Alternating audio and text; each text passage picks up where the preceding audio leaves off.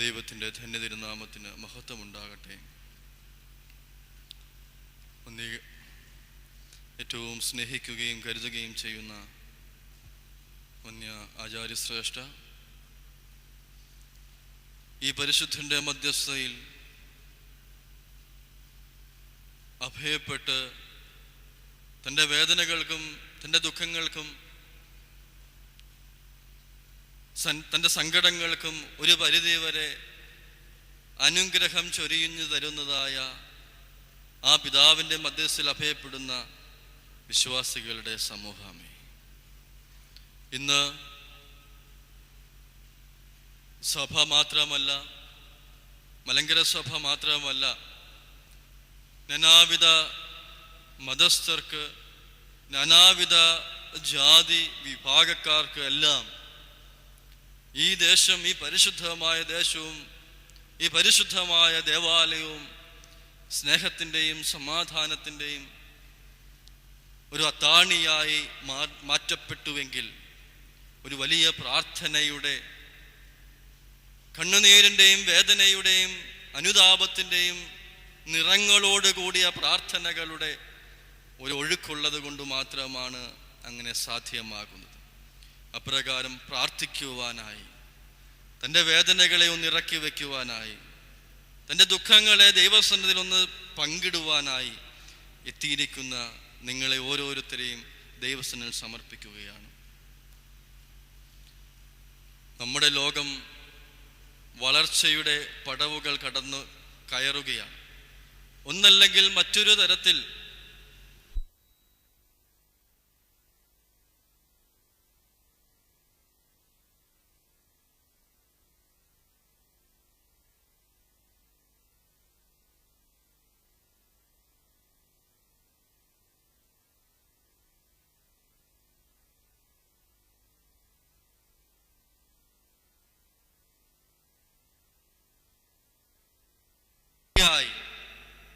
ദൈവത്തിൻ്റെ അനന്തമായ സ്നേഹം, ദൈവത്തിൻ്റെ അനന്തമായ അനുഗ്രഹങ്ങൾ ചോദിച്ചു വാങ്ങിക്കൊണ്ട് വളർച്ചയുടെ പടവുകൾ കയറുന്നവരാണ് നമ്മൾ ഓരോരുത്തരും. നമ്മൾ ഇന്ന് വളർച്ച എന്ന് പറയുമ്പോൾ അടങ്ങിയിരിക്കുന്ന ചില കാര്യങ്ങളുണ്ട്. നമ്മളെല്ലാം പറയും വളർച്ച എന്ന് പറയുന്നത് എന്താണ്? സാമ്പത്തികമായ വളർച്ച, പുതിയ പുതിയ മേച്ചിൽപ്പുറങ്ങൾ നേടിയുള്ള ജോലിക്ക് വേണ്ടിയുള്ള യാത്രകൾ, ലക്ഷങ്ങൾ ശമ്പളമായി വാങ്ങുമ്പോൾ ഉണ്ടാകുന്ന വളർച്ച, പുതിയ പുതിയ മണിമാളികകൾ കെട്ടിപ്പടുത്തി കോടിക്കണക്കിന് രൂപ ചിലവ് ചെയ്തുകൊണ്ട് സൗധങ്ങൾ, ഭവനങ്ങൾ പണിയുമ്പോൾ ഉണ്ടാകുന്ന വളർച്ച, അങ്ങനെ അനേകം വളർച്ചകളെ കുറിച്ച് നമ്മൾ പറയും. അപ്പോഴൊക്കെ നമ്മൾ പറയും അവൻ വളരുകയാണ്, ആ കുടുംബം നന്നായി വളരുകയാണ് എന്ന് പറയും. പക്ഷേ ആ വളർച്ചയുടെ മധ്യേ മറന്നുപോകുന്ന ഒരു കാര്യമുണ്ട്. നമ്മുടെ ജീവിതത്തിൽ ഉണ്ടാകുന്ന സമാധാനം, നമ്മുടെ ജീവിതത്തിലെ സന്തോഷം, നമ്മുടെ ജീവിതത്തിലെ സ്നേഹം, ഇവ വളരുന്നുണ്ടോ എന്ന് ചിന്തിക്കേണ്ടിയിരിക്കുന്നു. അനേകം ധ്യാനങ്ങൾ കൂടിയവരാണ് നമ്മൾ ഓരോരുത്തരും, അനേകം പ്രാർത്ഥനകളിൽ ബന്ധപ്പെട്ടവരാണ് നമ്മൾ ഓരോരുത്തരും, അനേക പ്രാവശ്യം നോമ്പ് നോറ്റവരാണ് നമ്മൾ ഓരോരുത്തരും. പക്ഷേ നമ്മൾ പറയുന്ന വളർച്ചകളുടെ ഗ്രാഫ് നോക്കുമ്പോൾ അത് ഉയർന്നു നിൽക്കുകയും, ഞാൻ പറഞ്ഞ ഈ 2-3 കാര്യങ്ങളിലുള്ള വളർച്ച, സ്നേഹത്തിൻ്റെയും സമാധാനത്തിൻ്റെയും സന്തോഷത്തിൻ്റെയും കാര്യങ്ങളിലുള്ള വളർച്ചയുടെ ഗ്രാഫ് ഒന്ന് പരിശോധിച്ചു കഴിഞ്ഞാൽ എവിടെയാണ് നിൽക്കുന്നത്, ഏതെല്ലാം തരത്തിലുള്ള ഡൗൺഫോളുകളാണ് വന്നുകൊണ്ടിരിക്കുന്നത് എന്ന് നമ്മൾ കാണുവാൻ സാധിക്കും.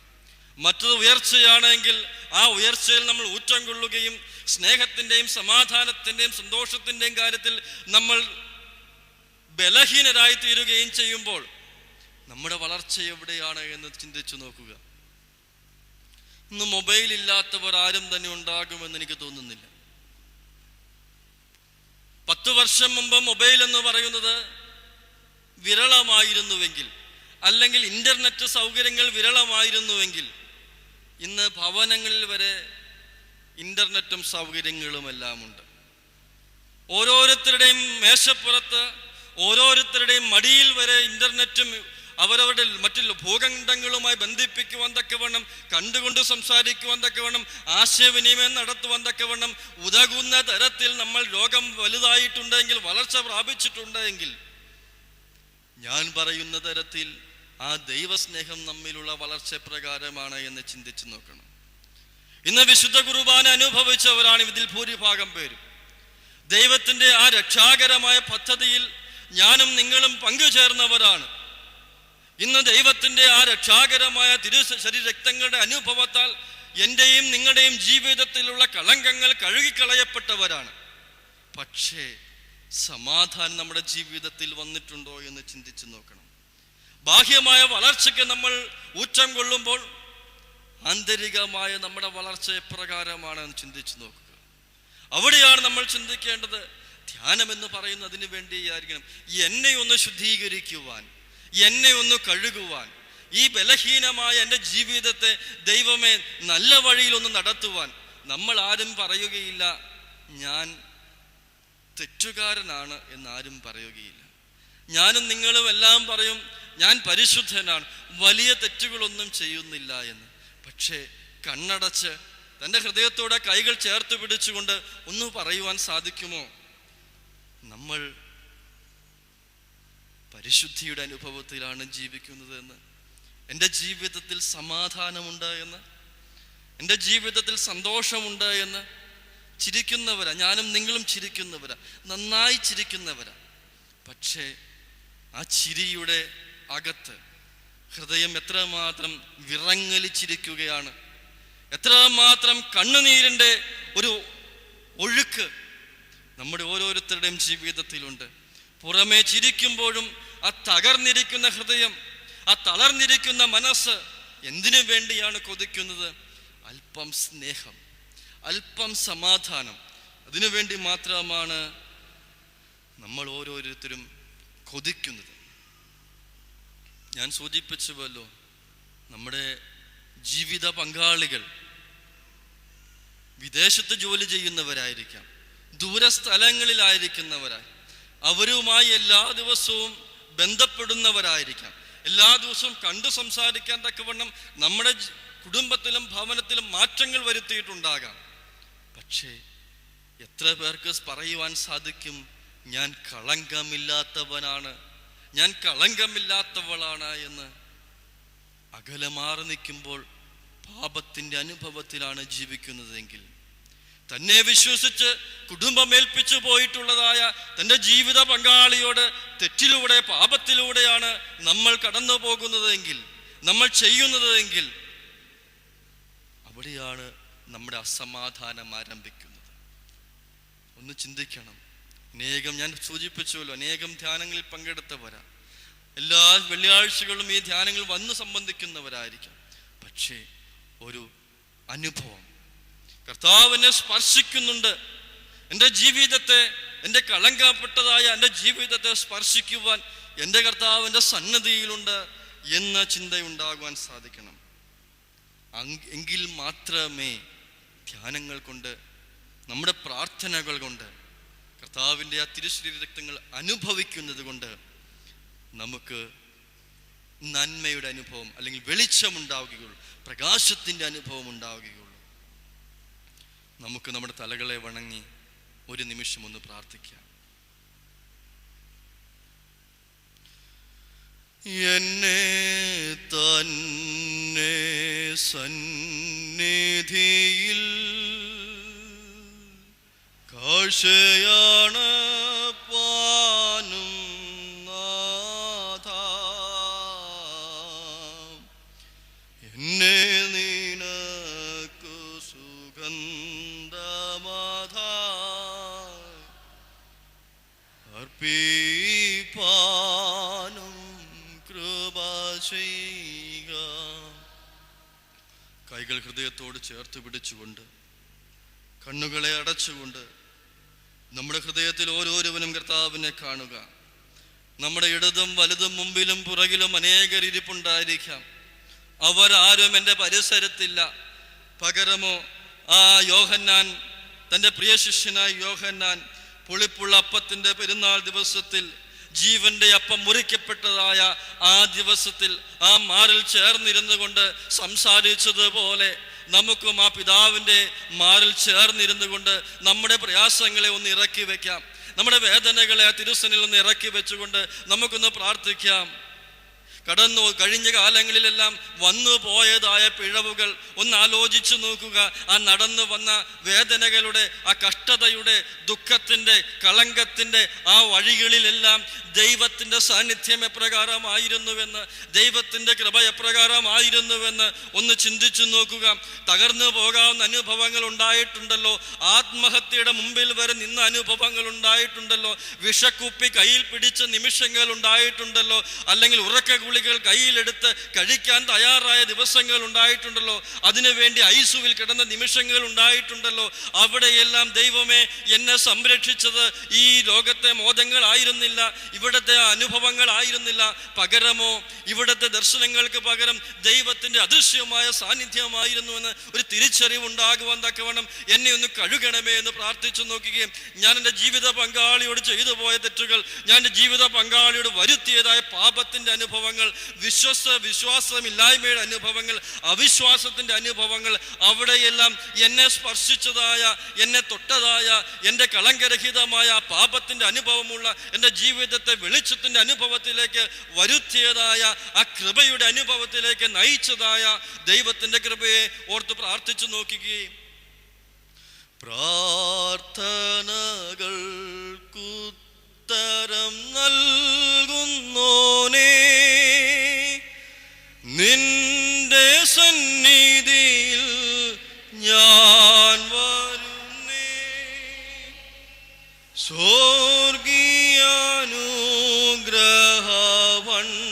സ്വർഗീയാനുഗ്രഹവണ്ണാരത്തിൽ വാതിൽ തുറക്കണമേ. ഒന്ന് ഉറക്കെ പ്രാർത്ഥിച്ചു നോക്കുകയും, സ്വർഗീയാനുഗ്രഹവണ്ണാരത്തിൽ വാതിൽ തുറക്കണം, കേൾക്കണേ എൻ പ്രാർത്ഥന, നൽകണേ എൻ യാചന, കേൾക്കണേ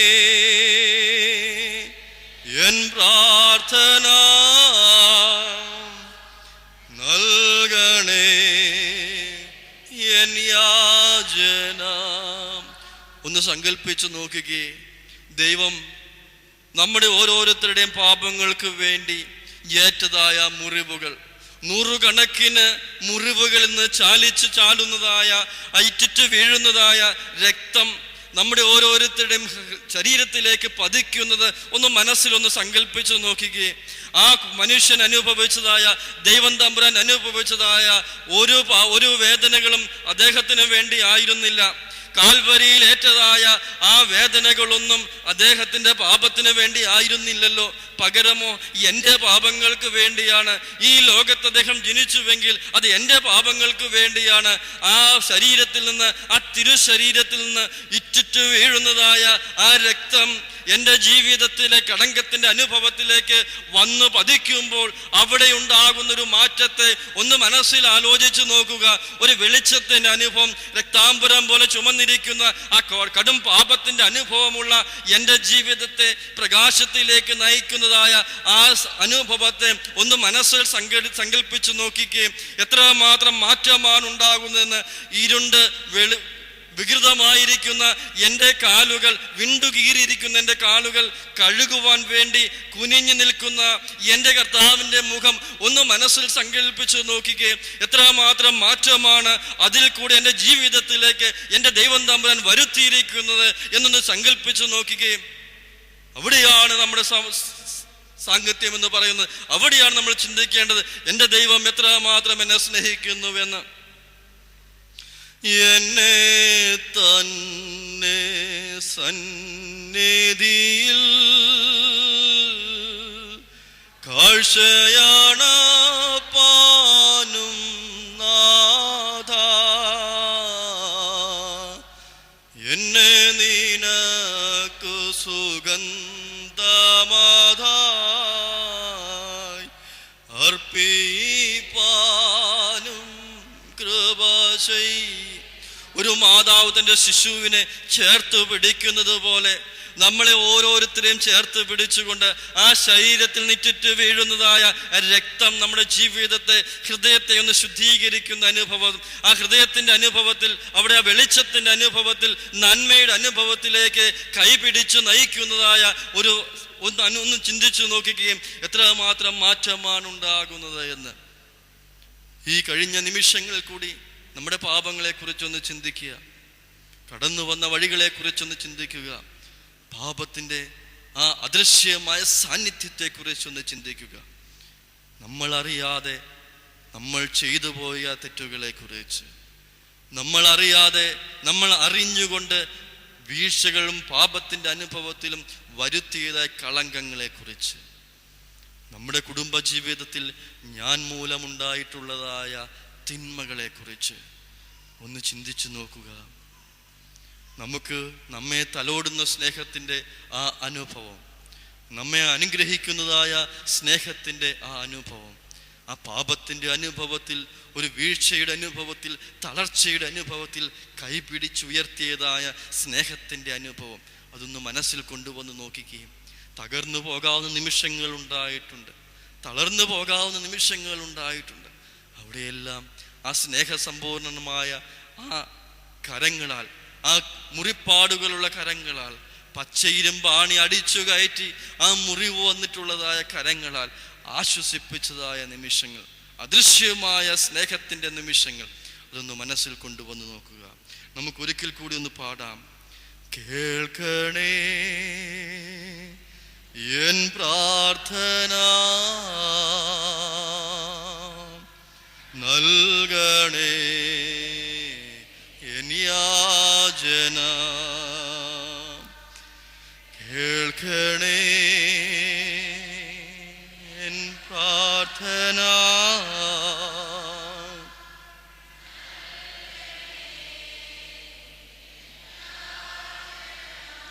രക്താംബരം പോലെ ചുവന്നിരിക്കുന്ന പാപത്തിനായി ദൈവത്തിൻ്റെ മുമ്പിൽ കണക്ക് ബോധിപ്പിക്കുവാനായി കാൽവരിക്കുന്നിൻ്റെ മുകളിൽ 3 കാരിരുമ്പാണിയിൽ ജീവൻ അർപ്പിച്ചതായ എൻ്റെ ദൈവം എന്നോട് ഇന്ന് സംസാരിക്കും. എനിക്ക് വേണ്ടി കണക്ക് ബോധിപ്പിക്കുവാൻ ഉത്തരവാദിത്തപ്പെട്ട, എൻ്റെ പാപങ്ങൾക്ക് വേണ്ടി കണക്ക് ദൈവത്തിൻ്റെ മുമ്പിൽ ബോധിപ്പിക്കുവാൻ തക്കവണ്ണം ആ വിനീതമായ അനുഭവം നൽകിയതായ എൻ്റെ മശിഹ, എൻ്റെ രക്ഷകൻ എന്നോടിന്ന് സംസാരിക്കും. ആ സമാധാനത്തിൻ്റെ അനുഭവം, ആ സ്നേഹത്തിൻ്റെ അനുഭവം ഇന്ന് എൻ്റെ ഹൃദയത്തിലുണ്ടാകും. അതിനു വേണ്ടി നമുക്കൊന്നും പ്രാർത്ഥിക്കാം. ആ ദൈവം എന്നെ ഒന്ന് സ്പർശിക്കുവാനായിട്ട്, ദൈവമേ, ആ രക്തം വാർന്ന് ഒഴുകിക്കൊണ്ടിരിക്കുന്ന നിന്റെ ശരീരത്തിൽ നിന്ന് ഒരു തുള്ളി രക്തമെങ്കിലും എൻ്റെ ഹൃദയത്തിലേക്ക് ഒന്ന് വീഴ്ത്തേണമേ. ഞാനൊന്ന് ഒരുങ്ങട്ടെ ദൈവമേ. എൻ്റെ കുടുംബം നശിച്ചു പോകുന്ന അനുഭവമാണല്ലോ, എൻ്റെ ജീവിത പങ്കാളിയോട് ഞാൻ എതിർത്ത് നിൽക്കുന്ന അനുഭവമാണല്ലോ, എൻ്റെ മക്കളോട് എനിക്ക് സ്നേഹമില്ലാത്ത അനുഭവങ്ങളാണല്ലോ. എന്നെ ഒന്ന് ശുദ്ധീകരിക്കണമേ, എന്നെ ഒന്ന് കഴുകണമേ. ഒന്നു ചേർന്ന് പാടാം. പ്രാർത്ഥനയ്ക്കുത്തരം നൽകുന്നോനേ, നിന്റെ സന്നിധിയിൽ ഞാൻ സ്വർഗീയാനുഗ്രഹ ഭണ്ഡാരത്തിൽ വാതിൽ തുറക്കണമേ.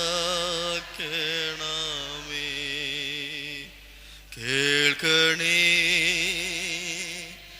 എൻ പ്രാർത്ഥന, നൽകണേ എൻ യാചന, കേൾക്കണേ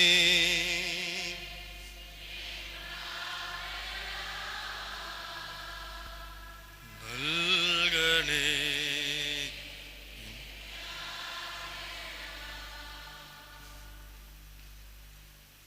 നമുക്ക് ഇന്ന് ചിന്തയ്ക്കും പഠനത്തിനുമായി ഞാൻ തിരഞ്ഞെടുത്തിരിക്കുന്ന വേദഭാഗം വിശുദ്ധനായ ലൂക്കോസ് എഴുതിയ സുവിശേഷം 24-ാം അധ്യായത്തിൻ്റെ 13 മുതലുള്ള വാക്യങ്ങളാണ്.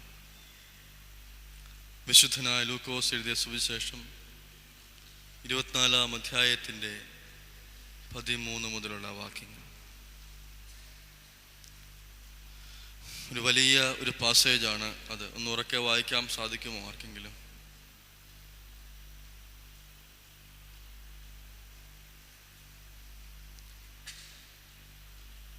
വിശുദ്ധ ലൂക്കോസ് എഴുതിയ സുവിശേഷം 24-ാം അധ്യായം 13 മുതലുള്ള വാക്യങ്ങൾ.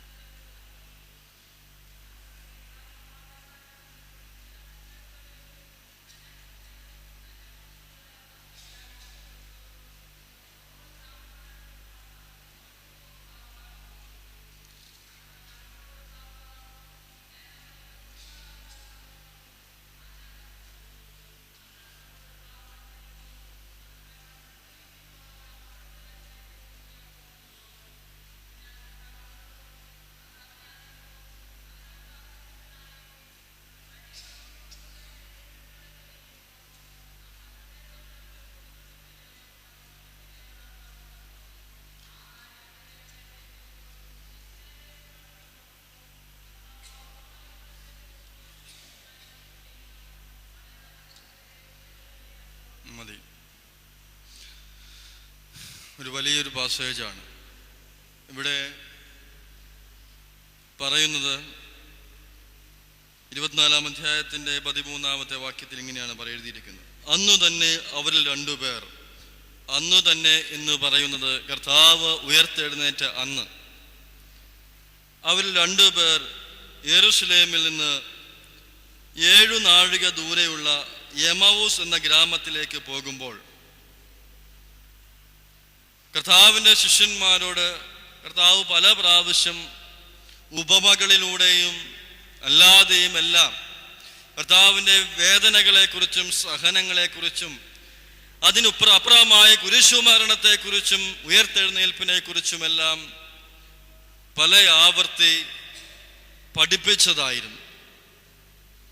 അവിടെയെല്ലാം കർത്താവ് പറഞ്ഞു, ഞാൻ മരിക്കും, എന്നെ ഇവിടുത്തെ പ്രമാണിമാർ കൊല്ലും, എന്നാൽ ഞാൻ 3 ദിവസം കഴിയുമ്പോൾ ഉയർത്തെഴുന്നേൽക്കും, അത് രക്ഷയുടെ അനുഭവത്തിന് വേണ്ടിയുള്ള ഉയർത്തെഴുന്നേൽപ്പാണ് എന്നെല്ലാം പഠിപ്പിച്ചും അവരെ ബോധിപ്പിച്ചും ഇരുന്നിട്ട് പോലും അപ്പോഴെല്ലാം അവർ പറയുന്നുണ്ട്, നീ മരിക്കേണ്ടി വന്നാലും ഞാൻ നിന്നോടൊപ്പം സഞ്ചരിക്കും, നിന്നോടൊപ്പം ഞാൻ ഏത് പ്രതിസന്ധിയുടെ മുമ്പിലേക്ക് വരുമെന്നൊക്കെ പറഞ്ഞുകൊണ്ട് ശക്തീകരിച്ചതായ ആ ശിഷ്യ സമൂഹത്തിൻ്റെ മുമ്പിൽ കർത്താവിനെ പ്രതിസന്ധി നേരിട്ടു, വേദനകൾ അനുഭവപ്പെട്ടു, കുരിശിൽ മരിക്കപ്പെടുമെന്ന് ആയപ്പോൾ കർത്താവിനെ വിട്ട് അകന്നു പോയ ഒരു ചരിത്രം. ഒരു സംഭവം ഇതിൻ്റെ പിറകിലുണ്ട്. കഴിഞ്ഞ 3 ദിവസങ്ങൾ, അല്ലെങ്കിൽ കർത്താവിനെ കുരിശിൽക്കപ്പെട്ട ആ 3 ദിവസങ്ങൾ ശിഷ്യന്മാർ അനുഭവിച്ചതായ പ്രതിസന്ധികളും മനസ്സംഘർഷങ്ങളുമെല്ലാം വളരെ വ്യക്തമായി അവിടെ രൂപപ്പെടുന്നുണ്ട്. അവിടെ ധൈര്യശാലികൾ എന്ന് പറഞ്ഞ് നടന്ന ശിഷ്യന്മാർ കർത്താവിൽ നിന്ന് അകന്ന്, കർത്താവിൻ്റെ ആ രക്ഷാകരമായ പദ്ധതിയിൽ നിന്ന് അകന്ന് തൻ്റെ പഴയ തൊഴിലിലേക്ക് വരെ മടങ്ങിപ്പോകുവാൻ തയ്യാറായ അനുഭവങ്ങൾ.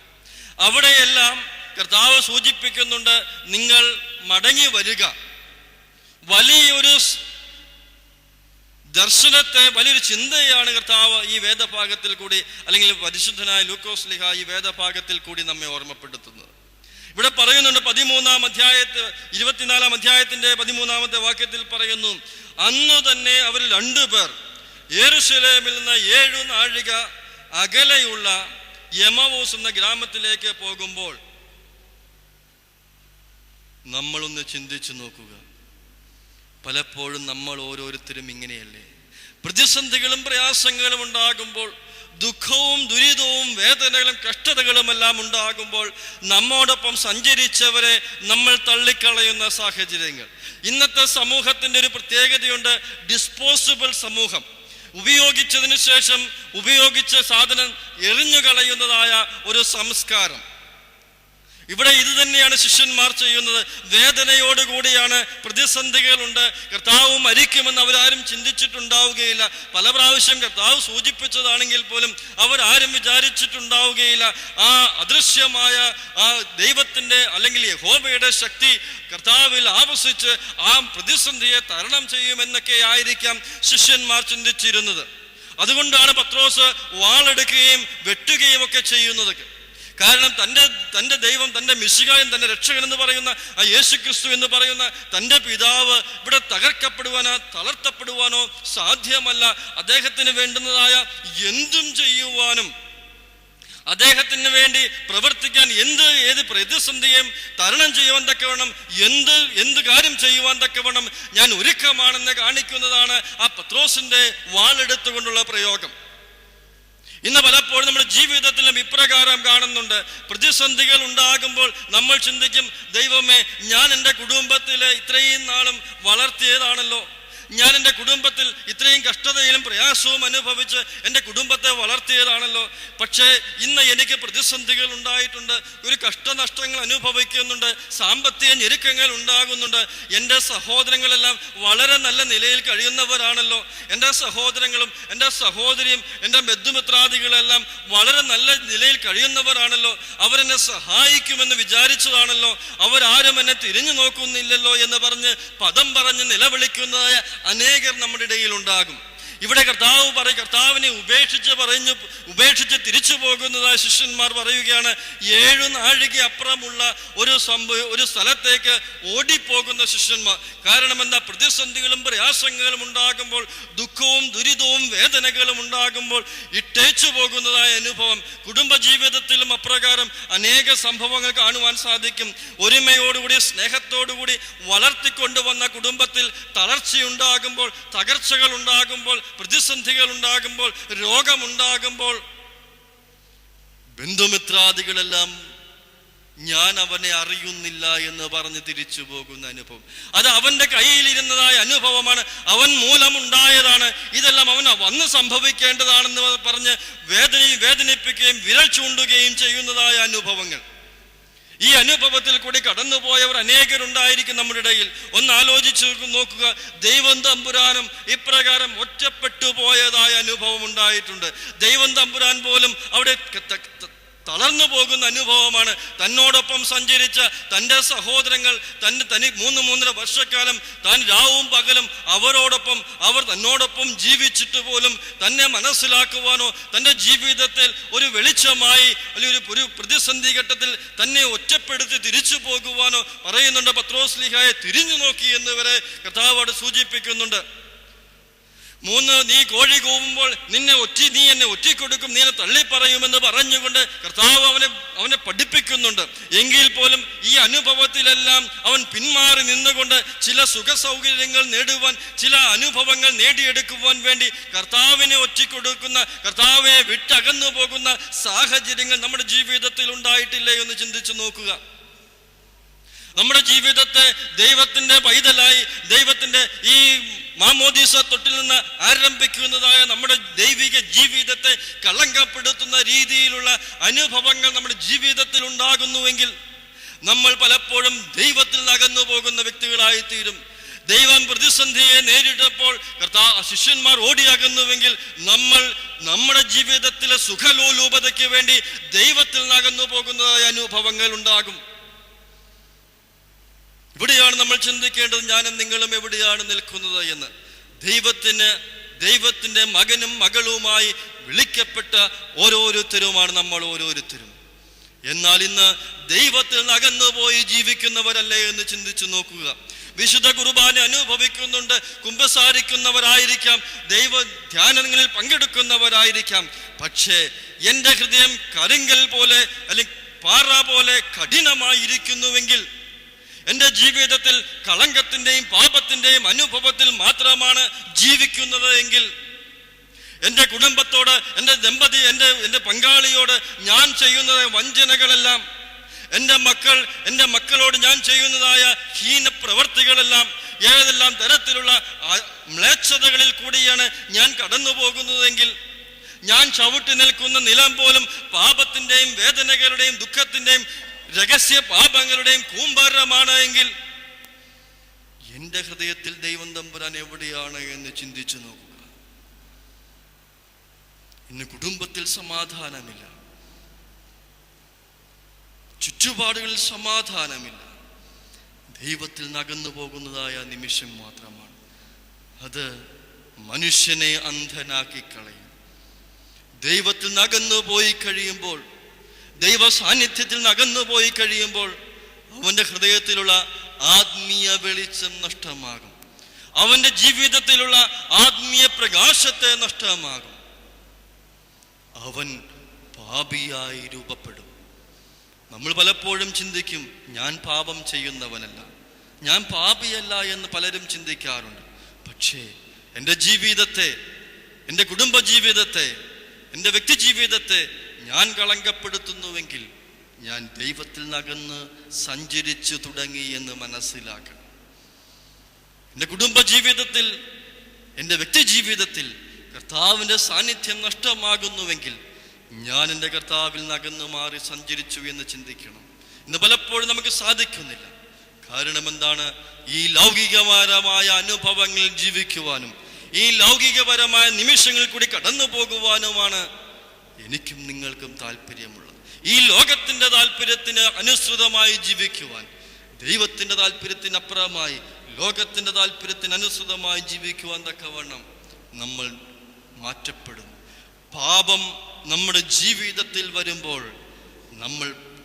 നമ്മുടെ ജീവിതത്തിൽ ഹൃദയത്തിന് ഭാരം കൂടുതൽ ഉണ്ടായി തുടങ്ങും.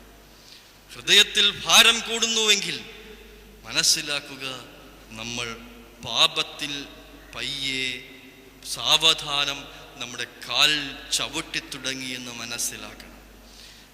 പലരും പറയുന്നുണ്ട്, ഭയങ്കര പ്രയാസമാണ് അച്ഛാ എന്ന്. പക്ഷേ എൻ്റെ ജീവിതം ഭയങ്കര പ്രയാസമാണ്, കുടുംബജീവിതം ഭയങ്കര ഭാരമാണ്. കുടുംബജീവിതം ഭാരമാകുന്നുവെങ്കിൽ നിങ്ങൾ ദൈവത്തിൽ നിന്ന് അകന്നു തുടങ്ങി എന്ന് മനസ്സിലാക്കണം. നിങ്ങളുടെ കുടുംബജീവിതത്തിൽ ദൈവത്തിൻ്റെ സാന്നിധ്യം നഷ്ടമായിക്കൊണ്ടിരിക്കുന്നു എന്ന് മനസ്സിലാക്കണം. അതുവരെ അത് സമാധാനമായിരിക്കും, സന്തോഷമായിരിക്കും. കാരണം ഒരിക്കൽ പോലും ഭാരമാകുവാൻ വേണ്ടിയല്ല ദൈവം തമ്പുരാൻ നമ്മൾ വിവാഹ ജീവിതത്തിൽ, വിവാഹ കുദാശയിൽ വായിക്കുന്നുണ്ട്, പരസ്പരം ഭരമേൽപ്പിക്കുന്നു എന്ന്. ഇന്ന് പരസ്പരം ഭാരമേൽപ്പിക്കുന്നു എന്ന് തിരുത്തി വായിക്കുവാൻ തക്കവണ്ണം മാറിയിരിക്കുന്നു. ഭരമേൽപ്പിക്കുന്നതിന് പകരം ഭാരമേൽപ്പിക്കുന്നു. അതുകൊണ്ടാണ് 3 ദിവസം കഴിയുമ്പോൾ അല്ലെങ്കിൽ ഒരാഴ്ച കഴിയുമ്പോൾ ഡിവോഴ്സിന് വേണ്ടി നമ്മുടെ കുഞ്ഞുങ്ങൾ ശ്രദ്ധിക്കുന്നത്. പ്രിയമുള്ളവരെ, ചിന്തിച്ചു നോക്കുക, നമ്മുടെ കുടുംബ ജീവിതത്തിൽ ദൈവ സാന്നിധ്യം എവിടെയാണ്? അവിടെ പറയുകയാണ്, അവർ കർത്താവിൽ നിന്ന്, യെരൂശലേമിൽ നിന്ന് പ്രതിസന്ധികളെയെല്ലാം വിട്ടഴിഞ്ഞുകൊണ്ട് പ്രതിസന്ധികൾക്കപ്പുറമായി ഒരു സുഖത്തിന്റെ അനുഭവം തേടിയുള്ള യാത്ര. ഇന്ന് നമ്മുടെ സഭയിലും ഇപ്രകാരം പലപ്പോഴും കാണാൻ സാധിക്കും. ചില പുതിയ പുതിയ റിട്രീറ്റുകളെ ആശ്രയിക്കുകയും പ്രതിസന്ധികൾ ഉണ്ടാകുമ്പോൾ, പ്രശ്നങ്ങൾ ഉണ്ടാകുമ്പോൾ പുതിയ പുതിയ മേച്ചിൽപ്പുറങ്ങളിലേക്ക് ഓടിപ്പോകുകയും ചെയ്യുന്നതായ സാഹചര്യങ്ങൾ. കർത്താവിനെ അന്വേഷിച്ചല്ല അവർ പോകുന്നത്, പകരമോ ആ ഭാരമേറിയ ഹൃദയം, ആ ഭാരമേറിയ അനുഭവം അത് തിരിച്ചറിയുന്നതിന് പകരമായി പുതിയ പുതിയ മേച്ചിൽപ്പുറങ്ങളിലേക്ക് തേടിപ്പോകുന്നതായ അനുഭവം. ഇവിടെയാണ് നമ്മൾ ചിന്തിക്കേണ്ടത്, ഞാനും നിങ്ങളും എവിടെയാണ് നിൽക്കുന്നത് എന്ന്. എൻ്റെ ജീവിതത്തിൽ ക്രിസ്തുവിന്റെ സാന്നിധ്യം എവിടെയാണ് എന്ന് ചിന്തിച്ചു നോക്കുക. ഉൽപ്പത്തി പുസ്തകം 3-ാം അധ്യായത്തിന്റെ 8-ാമത്തെ വാക്യം ഒന്ന് വായിച്ചു നോക്കി. അവിടെ ഇതേപോലെ ഭയപ്പെട്ടു മാറി നിൽക്കുന്ന ഒരു വിവരണം പറയുന്നുണ്ട്. ഹൃദയത്തിൽ ഭാരമേറി കഴിയുമ്പോൾ ഭയത്തിന്റെ അനുഭവം നമ്മുടെ ജീവിതത്തിൽ ഉണ്ടാകും. പാപം നമ്മുടെ ജീവിതത്തിലേക്ക് വന്നു കഴിയുമ്പോൾ ഭയത്തിന്റെ അനുഭവം നമ്മിൽ രൂപപ്പെട്ടു വരും. ഒന്ന് വായിച്ചേ 3-ാം അധ്യായത്തിന്റെ 8-ാമത്തെ വാക്യം.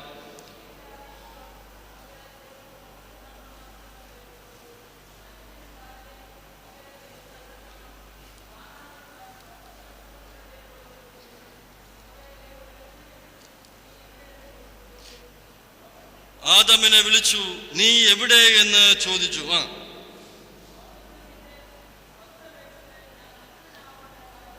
ഞാൻ ഭയപ്പെട്ട് ഒളിച്ചു. ജീവിതത്തിൽ പാപത്തിന്റെ അനുഭവം ഉണ്ടാകുമ്പോൾ പലപ്പോഴും നമ്മൾ ഭയപ്പെട്ടു മാറി നിൽക്കും. നമ്മുടെ കുമ്പസാരത്തിന്റെ മുമ്പിലും പരിശുദ്ധമായ ആ കുമ്പസാര ശുശ്രൂഷയിലും നമ്മൾ ഈ ഭയത്തിന്റെ അനുഭവം കാണാറുണ്ട്. നമ്മളെല്ലാവരും കുമ്പസാരിച്ചവർ അല്ലേ? ഈശോയെ പ്രാപിച്ചവരുണ്ടാകാം, കുമ്പസാരിച്ചവരുണ്ട്. എത്ര പേർക്ക് പറയുവാൻ സാധിക്കും, ഞാൻ എൻ്റെ കുമ്പസാരം പരിശുദ്ധമായ അനുഭവത്തിൽ കൂടി നടത്തിയതാണ് എന്ന്? ഞാൻ ചെയ്ത തെറ്റുകൾ എൻ്റെ കർത്താവിൻ്റെ മുമ്പിൽ ഞാൻ പറഞ്ഞവളാണ് എന്ന് പറയുവാൻ സാധിക്കുന്നവർ എത്ര പേരുണ്ടാകും? ഭയമാണ്. പാപം ജീവിതത്തിൽ ഉണ്ടായി കഴിയുമ്പോൾ ഭയമാണ്. നേരെ നോക്കുവാൻ പോലും സാധിക്കുകയില്ല. കുടുംബ ജീവിതത്തിൽ ഇന്ന് ഞാൻ സൂചിപ്പിച്ചുവല്ലോ, മൊബൈലുകളുള്ള കാലഘട്ടമാണ്, ഇന്റർനെറ്റും മറ്റ് സൗകര്യങ്ങളുമുള്ള കാലഘട്ടമാണ്. ഒരു കോള് പോലും മിസ് കോൾ ആകാൻ നമ്മൾ ആരും ശ്രമിക്കാറില്ല. പക്ഷേ ജീവിതത്തിലേക്ക് ചില മിസ് കോളുകൾ വന്നുകൊണ്ടിരിക്കുമ്പോൾ, ജീവിതത്തിലേക്ക് ചില SMS രാത്രിയുടെ യാമങ്ങളിലേക്ക് കടന്നു വന്നുകൊണ്ടിരിക്കുമ്പോൾ അവിടെ ചില ഭയപ്പാടുകൾ പലപ്പോഴും കണ്ടെത്തുവാൻ സാധിക്കും. ഓർക്കുട്ടും ഫേസ്ബുക്കും തുടങ്ങി സ്കൈപ്പ് തുടങ്ങിയുള്ള സകല മാധ്യമങ്ങളും നമ്മുടെ ഓരോരുത്തരുടെയും ബെഡ്റൂമുകളിൽ വന്നു കഴിയുമ്പോൾ നമ്മുടെ സ്വകാര്യത പോലും മറ്റുള്ളവരും ദർശിക്കുവാൻ തക്കവണ്ണം, അല്ലെങ്കിൽ സ്വന്തം മാതാവിന്റെ നഗ്നത പോലും മറ്റുള്ളവർക്ക് ദർശിക്കുവാൻ തക്കവണ്ണം ഇന്റർനെറ്റിൽ കൂടി അയച്ചു കൊടുക്കുന്ന മക്കളുള്ള കാലഘട്ടത്ത് ഭയത്തിന്റെ അനുഭവത്തിൽ ജീവിക്കേണ്ടിയിരിക്കുന്നു. ഇത് ഞാൻ പറയുന്നതല്ല, പകരമോ വാർത്താ മാധ്യമങ്ങളിൽ കൂടി നമ്മൾ വായിച്ചു കേട്ട കാര്യമാണ്.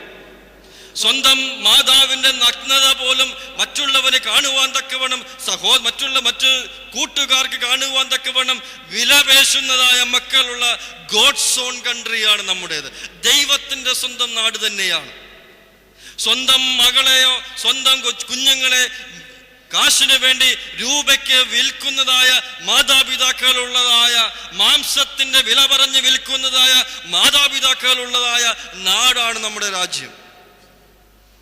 എവിടെയാണ് നമ്മൾ നിൽക്കുന്നത്? ഭയത്തോടുകൂടി നമ്മൾ ജീവിക്കേണ്ടിയിരിക്കുന്നു. കാരണം ഹൃദയത്തിൽ ഭാരമായി, ഹൃദയത്തിൽ പാപമായി കൊണ്ടിരിക്കുന്നു.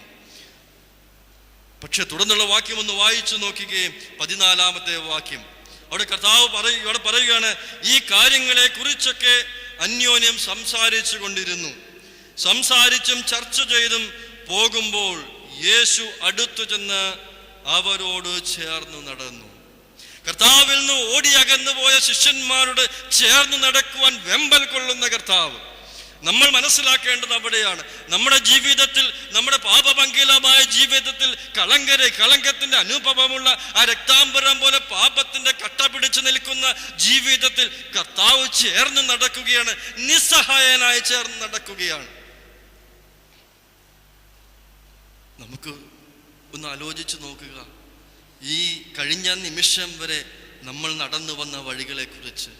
ദൈവത്തിന് തൻ്റെ കാലൊന്ന് സ്പർശിക്കുവാൻ പോലും സാധിക്കാത്ത തരത്തിൽ എത്രയോ മ്ലേച്ഛകരമായ അനുഭവത്തിൽ കൂടി നമ്മൾ കടന്നു പോയിട്ടുണ്ട്. കർത്താവ് അവിടെ നിശബ്ദനായി നമ്മോടൊപ്പം നടക്കുന്നുണ്ട് എന്ന് മനസ്സിലാക്കണം. നമ്മെ തള്ളിക്കളഞ്ഞവനല്ല, നമ്മെ ഉപേക്ഷിച്ചവനല്ല, പകരമോ നമ്മോടൊപ്പം നിശബ്ദമായി നടക്കുന്നവനായ കർത്താവ്. ഇവിടെ പറയുകയാണ്, ശിഷ്യന്മാരോടൊപ്പം ചേർന്നു. കർത്താവിനെ ഉപേക്ഷിച്ചു പോയ ശിഷ്യന്മാരാണ്, ആ ശിഷ്യന്മാരോടൊപ്പം ചേർന്ന് നടക്കുന്ന കർത്താവ്. ഒന്ന് ആലോചിച്ച് നോക്കിക്കേ, നമ്മൾ നടന്നു പോയ വഴികളെ കുറിച്ച്. മദ്യശാലകളിൽ കൂടിയായിരിക്കാം, വെറിക്കൂത്തിന്റെ അനുഭവത്തിലൂടെ ആയിരിക്കാം, രഹസ്യ പാപങ്ങളുടെ മേഖലകളിൽ കൂടിയായിരിക്കാം, അല്ലെങ്കിൽ ചെയ്തു പോയ പാപത്തിന്റെയും ഹീനതയുടെയും അകൃത്യങ്ങളുടെയും എല്ലാം നടുവിൽ കൂടെ ആയിരിക്കാം. അവിടെയെല്ലാം കർത്താവ് നമ്മോടൊപ്പം നടന്നവനാണ്. ജീവിത പങ്കാളിയോട് ഞാൻ തെറ്റുകൾ ചെയ്തിട്ടുണ്ടെങ്കിൽ, ജീവിത പങ്കാളിയെ ഞാൻ ചതിച്ചിട്ടുണ്ടെങ്കിൽ, വഞ്ചിച്ചിട്ടുണ്ടെങ്കിൽ, അത് ജീവിത പങ്കാളി കാണുന്നില്ലായിരിക്കാം. പക്ഷേ എനിക്ക് വേണ്ടി മരിച്ച എൻ്റെ കർത്താവിൻ്റെ അരികിൽ നിന്ന് കാണുന്നുണ്ട്. പലപ്പോഴും നെഞ്ചത്ത് തൊട്ട് പറയുന്നുണ്ടാകും, മകനെ മകളെ അരുത എന്ന് സൂചിപ്പിക്കുന്നുണ്ടാകാം. കണ്ണുനീരോടുകൂടി നിനക്ക് വേണ്ടി ഞാൻ മരിച്ചവനാണല്ലോ, നിനക്ക് വേണ്ടി ഞാൻ അടിയേറ്റവനാണല്ലോ, നിന്റെ പാപങ്ങൾക്ക് വേണ്ടി മാത്രമാണല്ലോ ഞാൻ ഈ കഷ്ടതകൾ സഹിച്ചത്, എന്നിട്ട് നീ എന്നെ മനസ്സിലാക്കുന്നില്ലല്ലോ, നീ എന്തുകൊണ്ടാണ് പാപത്തിന്റെ വഴിയിൽ കൂടി നടക്കുന്നതെന്ന് പല ആവർത്തി ചോദിച്ച നിമിഷങ്ങൾ ഉണ്ടായിട്ടുണ്ടാകാം. പക്ഷേ അത് തിരിച്ചറിയുവാൻ സാധിക്കുന്നില്ല എങ്കിൽ, അത്രമാത്രം നമ്മുടെ ജീവിതം കളങ്കപ്പെട്ടിട്ടുണ്ട് എങ്കിൽ ശുദ്ധീകരണം ആവശ്യമാണ്, പരിശുദ്ധിയുടെ അനുഭവം ആവശ്യമാണ്. നിനക്ക് വേണ്ടിയല്ല, നിന്റെ കുടുംബത്തിന് വേണ്ടി, നിന്റെ കുടുംബം രക്ഷ പ്രാപിക്കുന്നതിന് വേണ്ടി. നീ ദൈവത്തിന്റെ മകനോ മകളോ ആയിക്കഴിഞ്ഞാൽ അത് വരും തലമുറയിലുള്ള പ്രത്യാശയുടെ അനുഭവമായിരിക്കും. ഇവിടെ പറയുകയാണ്, അവൻ കൂടെ നടക്കുകയാണ്. നമ്മൾ നടന്ന വഴികൾ നമ്മളൊന്ന് ആലോചിച്ച് നോക്കണം. ഏതെല്ലാം മ്ലേച്ഛതകളിലാണ് നമ്മൾ ചവിട്ടിയിട്ടുള്ളത്?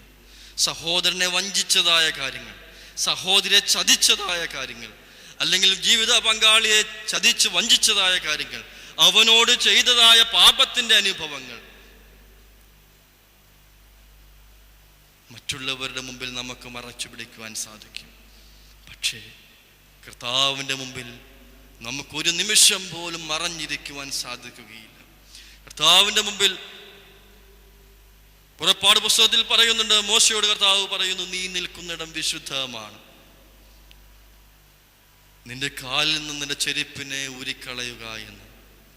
പ്രിയമുള്ളവരെ, നീ നിന്റെ മ്ലേച്ഛതയുടെ അനുഭവം നീ മൂലം നിന്റെ പരിശുദ്ധമായ കുടുംബത്തെ നശിപ്പിക്കുന്നുവെങ്കിൽ, നിന്റെ സാന്നിധ്യം മൂലം നിന്നെ ഏൽപ്പിച്ചതായ കുടുംബത്തെ നീ നശിപ്പിക്കുന്നുവെങ്കിൽ, നീ സ്വയം ഒന്ന് കഴുകേണ്ടിയിരിക്കുന്നു, സ്വയം ഒന്ന് ശുദ്ധീകരിക്കേണ്ടിയിരിക്കുന്നു. 16-ാമത്തെ വാക്യം ഒന്ന് വായിച്ചേ. കർത്താവിനോടൊപ്പം നടക്കുമ്പോൾ കർത്താവ് നമ്മൾ നടക്കുന്ന വഴിയിൽ നമ്മോടൊപ്പം കർത്താവുണ്ട് എന്ന് നമ്മൾ മനസ്സിലാക്കണം. പക്ഷേ അത് തിരിച്ചറിയുവാൻ സാധിക്കുന്നില്ല എങ്കിൽ 16-ാമത്തെ വാക്യം, അവനിൽ അകന്നു പോകുന്ന നിമിഷം അവന്റെ കണ്ണുകളെ നിരോധിച്ചിരിക്കും. 16-ാമത്തെ വാക്യം ഒന്ന് വായിച്ചേ. അവൻ അറിയാത്തവണ്ണം അവരുടെ കണ്ണുകൾ നിരോധിച്ചിരിക്കുന്നു. ദൈവം നമ്മോടൊപ്പം സഞ്ചരിക്കുന്നവനാണ്. പക്ഷെ നമ്മുടെ ജീവിതത്തിൽ പാപത്തിന്റെ അനുഭവം ഉണ്ടാകുമ്പോൾ, നമ്മുടെ ജീവിതത്തിൽ കളങ്കത്തിന്റെ അനുഭവം ഉണ്ടാകുമ്പോൾ, നമ്മുടെ കണ്ണുകൾ ദൈവത്തിൽ നകലും. അവന്റെ കണ്ണുകൾ നമ്മിൽ നകലുകയല്ല, നമ്മുടെ കണ്ണുകൾ ദൈവത്തിൽ നിന്ന് അകലും. ഒന്ന് ആലോചിച്ച് നോക്കുക, എൻ്റെ കർത്താവിനെ കാണുവാൻ തക്കവണ്ണം ബലമുണ്ടായിരുന്ന എൻ്റെ കണ്ണുകൾക്ക് ഇന്ന് എൻ്റെ ദൈവത്തെ കാണുവാൻ സാധിക്കുന്നുണ്ടോ? കുഞ്ഞുനാളിലെല്ലാം നമ്മൾ മക്കളോട് പറഞ്ഞു കൊടുക്കുന്നൊരു കാര്യമുണ്ട്.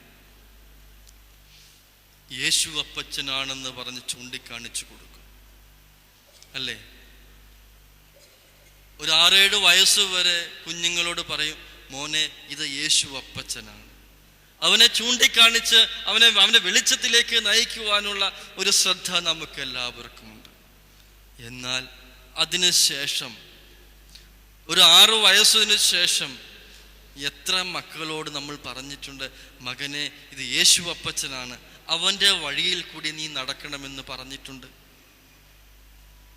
അത് പറയുന്നൊരു നിമിഷമുണ്ട്, നിന്നെ തള്ളിപ്പറയുന്ന നിമിഷങ്ങളിൽ, നിന്നെ ഉപേക്ഷിച്ച് ആ മകനോ മകളോ അവൾക്ക് തോന്നുന്നതായ രീതിയിൽ സഞ്ചരിച്ചു തുടങ്ങുമ്പോൾ നീ നിന്റെ കർത്താവിന്റെ മുമ്പിലേക്ക് വരും.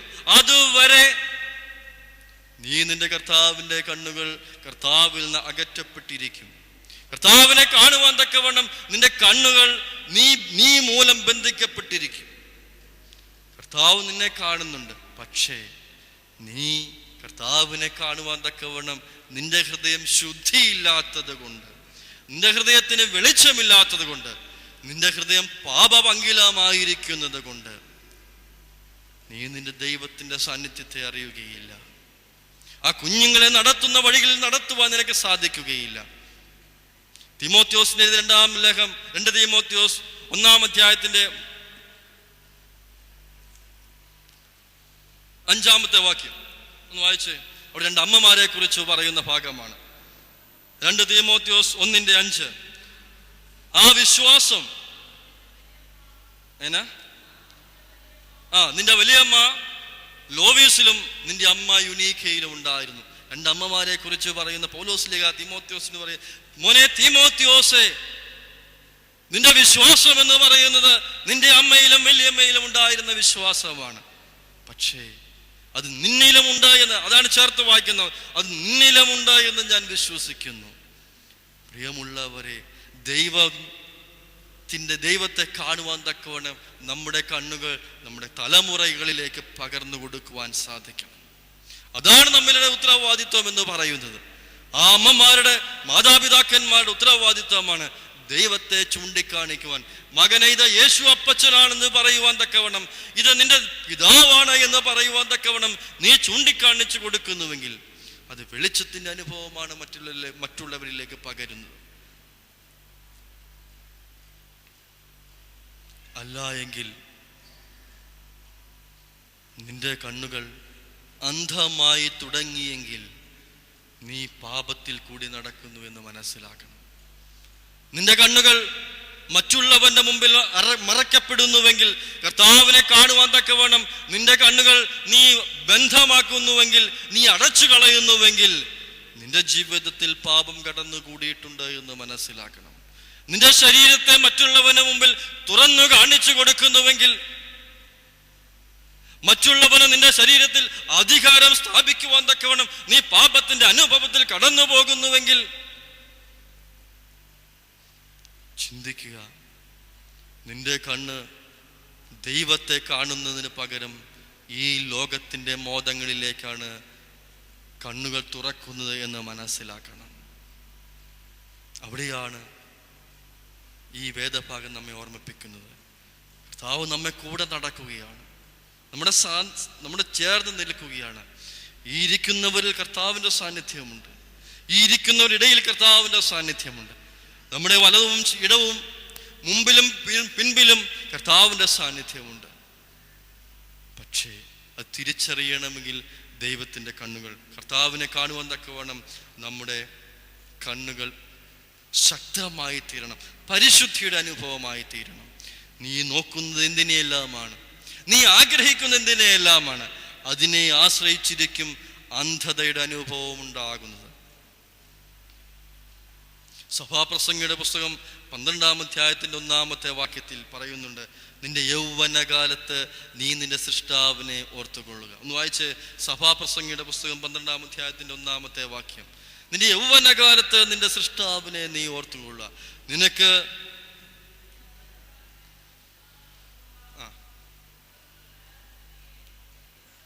നിനക്കിഷ്ടം പ്രയോജനമില്ല എന്ന് പറയുകയും ചെയ്യുന്നതായ നിമിഷം വരും. പ്രിയമുള്ളവരെ, നിന്റെ യൗവനകാലമാണ്. നീ നിന്റെ സൃഷ്ടാവിനെ ഓർത്തുകൊള്ളണം. കുഞ്ഞുങ്ങളെ പഠിപ്പിക്കേണ്ടതും അത് തന്നെയാണ്. കുഞ്ഞുങ്ങൾക്ക് വെളിച്ചമാകേണ്ടതും അത് തന്നെയാണ്. കണ്ണു തുറക്കുവാൻ തക്കവണ്ണം നീ ശക്തീകരിക്കേണ്ടതും ആ നിമിഷത്തിൽ കൂടിയായിരിക്കണം. നീ മദ്യം കഴിക്കുന്നവനാണോ? നീ വെറുക്കൂത്തിൽ പങ്കാളികളാകുന്നവളാണോ? നിന്റെ ശ്രദ്ധ ഏത് തരത്തിലുള്ള അനുഭവത്തിലേക്കാണ് എന്ന് ചിന്തിച്ചു നോക്കുക. അവിടെ നിന്റെ കണ്ണ് കുരുടായി തീരുന്നുവെങ്കിൽ, അന്ധമായി തീരുന്നുവെങ്കിൽ, നിന്റെ ജീവിതത്തിൽ യാതൊരു വിധമുള്ള ഒരു വെളിച്ചമില്ലാതായി തീരുന്നുവെങ്കിൽ, അത് കർത്താവിൻ്റെ അടുക്കൽ മുട്ടിപ്പായി അപേക്ഷിക്കുന്നതിന് മുമ്പ് ചിന്തിക്കണം, ദൈവമേ, നീ എന്നെ ഒന്ന് ശുദ്ധീകരിക്കണമേ. എൻ്റെ കണ്ണിന് കാഴ്ചയുണ്ടാകുവാൻ തക്കവണ്ണം, എൻ്റെ കുടുംബത്തിന് വെളിച്ചമുണ്ടാകുവാൻ തക്കവണ്ണം നീ എന്നെ ഒന്ന് ക്രമപ്പെടുത്തണമേ എന്ന് പ്രാർത്ഥിക്കുവാൻ സാധിക്കണം. സദൃശ്യവാക്യം 23-ാം അധ്യായത്തിന്റെ 29-ാമത്തെ വാക്യം. സദൃശ്യവാക്യങ്ങൾ 23-ാം അധ്യായത്തിന്റെ 29-ാമത്തെ വാക്യം. മദ്യം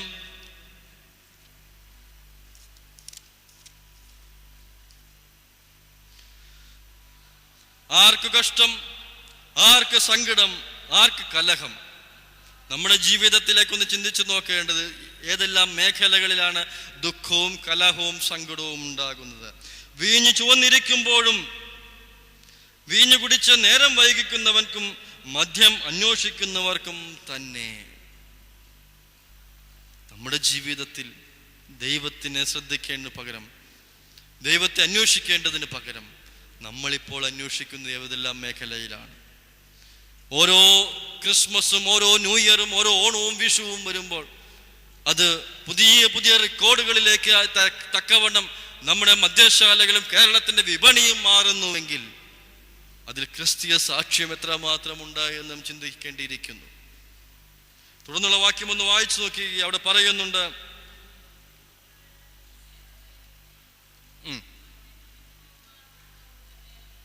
മതി 17-ാമത്തെ വാക്യം ഒന്ന് വായിച്ചു നോക്കി. നമ്മുടെ 24-ാം അധ്യായത്തിന്റെ 17-ാമത്തെ വാക്യം. ലൂക്കോസ് 17-ാമത്തെ വാക്യത്തിൽ ഇവർ ഇങ്ങനെയാണ് എഴുതിയിരിക്കുന്നത്. അവൻ അവരോട്, നിങ്ങൾ യാത്രക്കിടയിൽ ചർച്ച ചെയ്യുന്ന കാര്യങ്ങൾ എന്താണ്? അവർ വാടിയ മുഖത്തോടെ നിന്നു എന്നാണ് എഴുതിയിരിക്കുന്നത്. വാടിയ മുഖത്തോടെ. കുടുംബജീവിതത്തിൽ പലപ്പോഴും വാടിയ മുഖത്തോടെ കാണുന്നതായ, വിവാഹ സമയത്ത് പലപ്പോഴും ഞാൻ സൂചിപ്പിക്കുന്നൊരു കാര്യമുണ്ട്. നമ്മുടെ ജീവിതം പ്രതിസന്ധികൾ നിറഞ്ഞതാണ്. ഈ കാണുന്നതായ അനുഭവങ്ങളൊന്നും ആയിരിക്കുകയില്ല തുടർന്നുള്ള കാലഘട്ടത്തിൽ ഉണ്ടാകുന്നത്. പക്ഷേ വാടിയ മുഖത്തോടെ ഒരു ദിവസം തുടങ്ങരുത് എന്ന് പലപ്പോഴും ഞാൻ ഓർമ്മിപ്പിക്കാറുണ്ട്. ഏത് ദിവസത്തിന്റെ അന്ത്യത്തിലായാലും, ഏത് പ്രയാസത്തിന്റെ ഘട്ടങ്ങളിലായാലും പിറ്റേ ദിവസം പുലർച്ച എന്ന് പറയുന്നത് സന്തോഷത്തോടെ എഴുന്നേൽക്കുവാൻ സാധിക്കണം. കുറ്റബോധത്തോടു കൂടിയോ കുറ്റം പറച്ചിലോട് കൂടിയോ മുറിമുറിപ്പോട് കൂടിയോ ദിവസം ആരംഭിക്കുകയാണ് എങ്കിൽ നമ്മുടെ ജീവിതത്തിൽ പ്രശാന്തമായ ഒരു പ്രഭാതം നഷ്ടമാകും. എൻ്റെ മുമ്പിലിരിക്കുന്നവർ കുടുംബജീവിതത്തിന്റെ അംഗങ്ങളാണ്, കുടുംബിനികളും കുടുംബസ്ഥന്മാരുമാണ്. ഒന്ന് ആലോചിച്ച് നോക്കുക. പ്രഭാതത്തിൽ നിങ്ങൾ പുഞ്ചിരിയോടുകൂടി, വാടിയ പ്രസന്നമായ മുഖത്തോടുകൂടി എഴുന്നേൽക്കുന്നവരാണോ അതോ വാടിയ മുഖത്തോടുകൂടി എഴുന്നേൽക്കുന്നവരാണോ? ഇവിടെ പറയുകയാണ്, അവർ മ്ലാനവതരായിരുന്നു, അവർ വാടിയ മുഖത്തോടെ ഇരുന്നു എന്ന്. കാരണം അവർക്കറിയാം അവർ ചെയ്തത് തെറ്റാണ് എന്ന്. ദൈവത്തിൽ നിന്ന് അകന്നു പോകുമ്പോൾ അവരുടെ ജീവിതത്തിൽ വീഴ്ചകൾ ഉണ്ടാകുന്നുണ്ട് എന്ന് മനസ്സിലാക്കണം. അവരുടെ ജീവിതത്തിൽ അരിഷ്ടതകൾ ഉണ്ടാകുന്നുണ്ട് എന്ന് മനസ്സിലാക്കണം. നമ്മുടെ ജീവിതത്തിൽ വാടിയ മുഖത്തോടു കൂടിയാണോ നമ്മൾ ജീവിക്കുന്നത്? കർത്താവിൽ നിന്ന് അകന്നു പോകുമ്പോൾ നമ്മുടെ മുഖം പ്രസന്നമായിരിക്കുകയില്ല.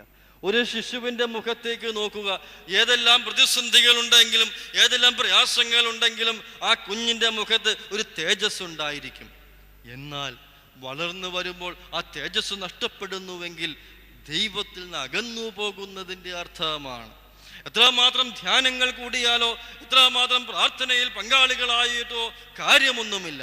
ദൈവത്തിൽ നിന്ന് അകന്നാണ് ഞാനും നിങ്ങളും ജീവിക്കുന്നത് എങ്കിൽ നമുക്ക് ചിരിക്കുവാൻ സാധിക്കുകയില്ല. നമ്മുടെ ഹൃദയത്തെ കാണുന്ന ദൈവത്തിൻ്റെ മുമ്പിൽ നമ്മൾ തെറ്റുകാരനാകുന്നുവെങ്കിൽ, നമ്മുടെ ഹൃദയത്തിൽ നമുക്ക് വേണ്ടി മരിച്ച ക്രിസ്തുവിൻ്റെ മുമ്പിൽ തെറ്റുകാരനാകുന്നുവെങ്കിൽ നമുക്കൊരിക്കലും സന്തോഷം അനുഭവിക്കാൻ സാധിക്കുകയില്ല, സമാധാനമുണ്ടാകുകയില്ല.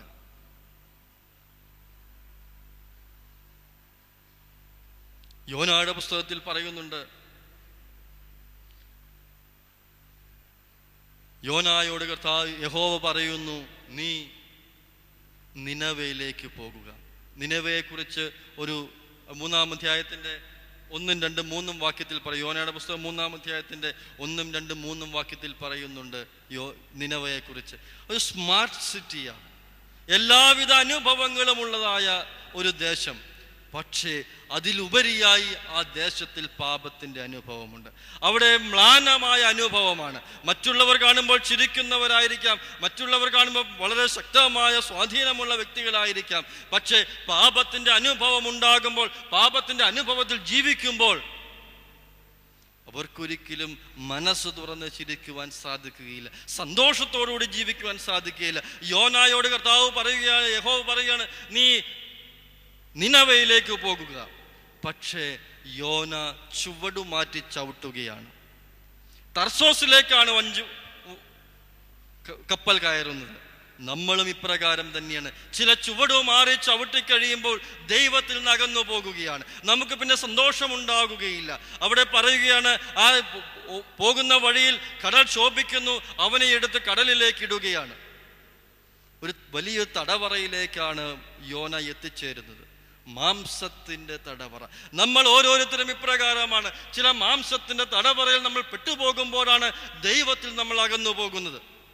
ദൈവത്തിന്റെ സാന്നിധ്യത്തിൽ നമ്മൾ അകന്നു പോകുന്നുവെങ്കിൽ മനസ്സിലാക്കണം, ചില മാംസങ്ങൾ മാംസത്തിന്റെ അനുഭവത്തിൽ നമ്മൾ, അല്ലെങ്കിൽ മാംസത്തിന്റെ പ്രലോഭനത്തിൽ നമ്മൾ അകപ്പെട്ടിരിക്കുന്നുവെന്ന് ചുവടുമാറി ചവിട്ടുന്ന യോന. നമ്മളും അപ്രകാരമല്ലേ എന്ന് ചിന്തിച്ചു നോക്കിക്കേ. ദൈവത്തിൻ്റെ മുമ്പിൽ, അല്ലെങ്കിൽ ദൈവം കൽപ്പിക്കുന്നതിന് ഉപരിയായി, എതിരായി ചുവടുമാറ്റി ചവിട്ടുന്ന സാഹചര്യങ്ങൾ.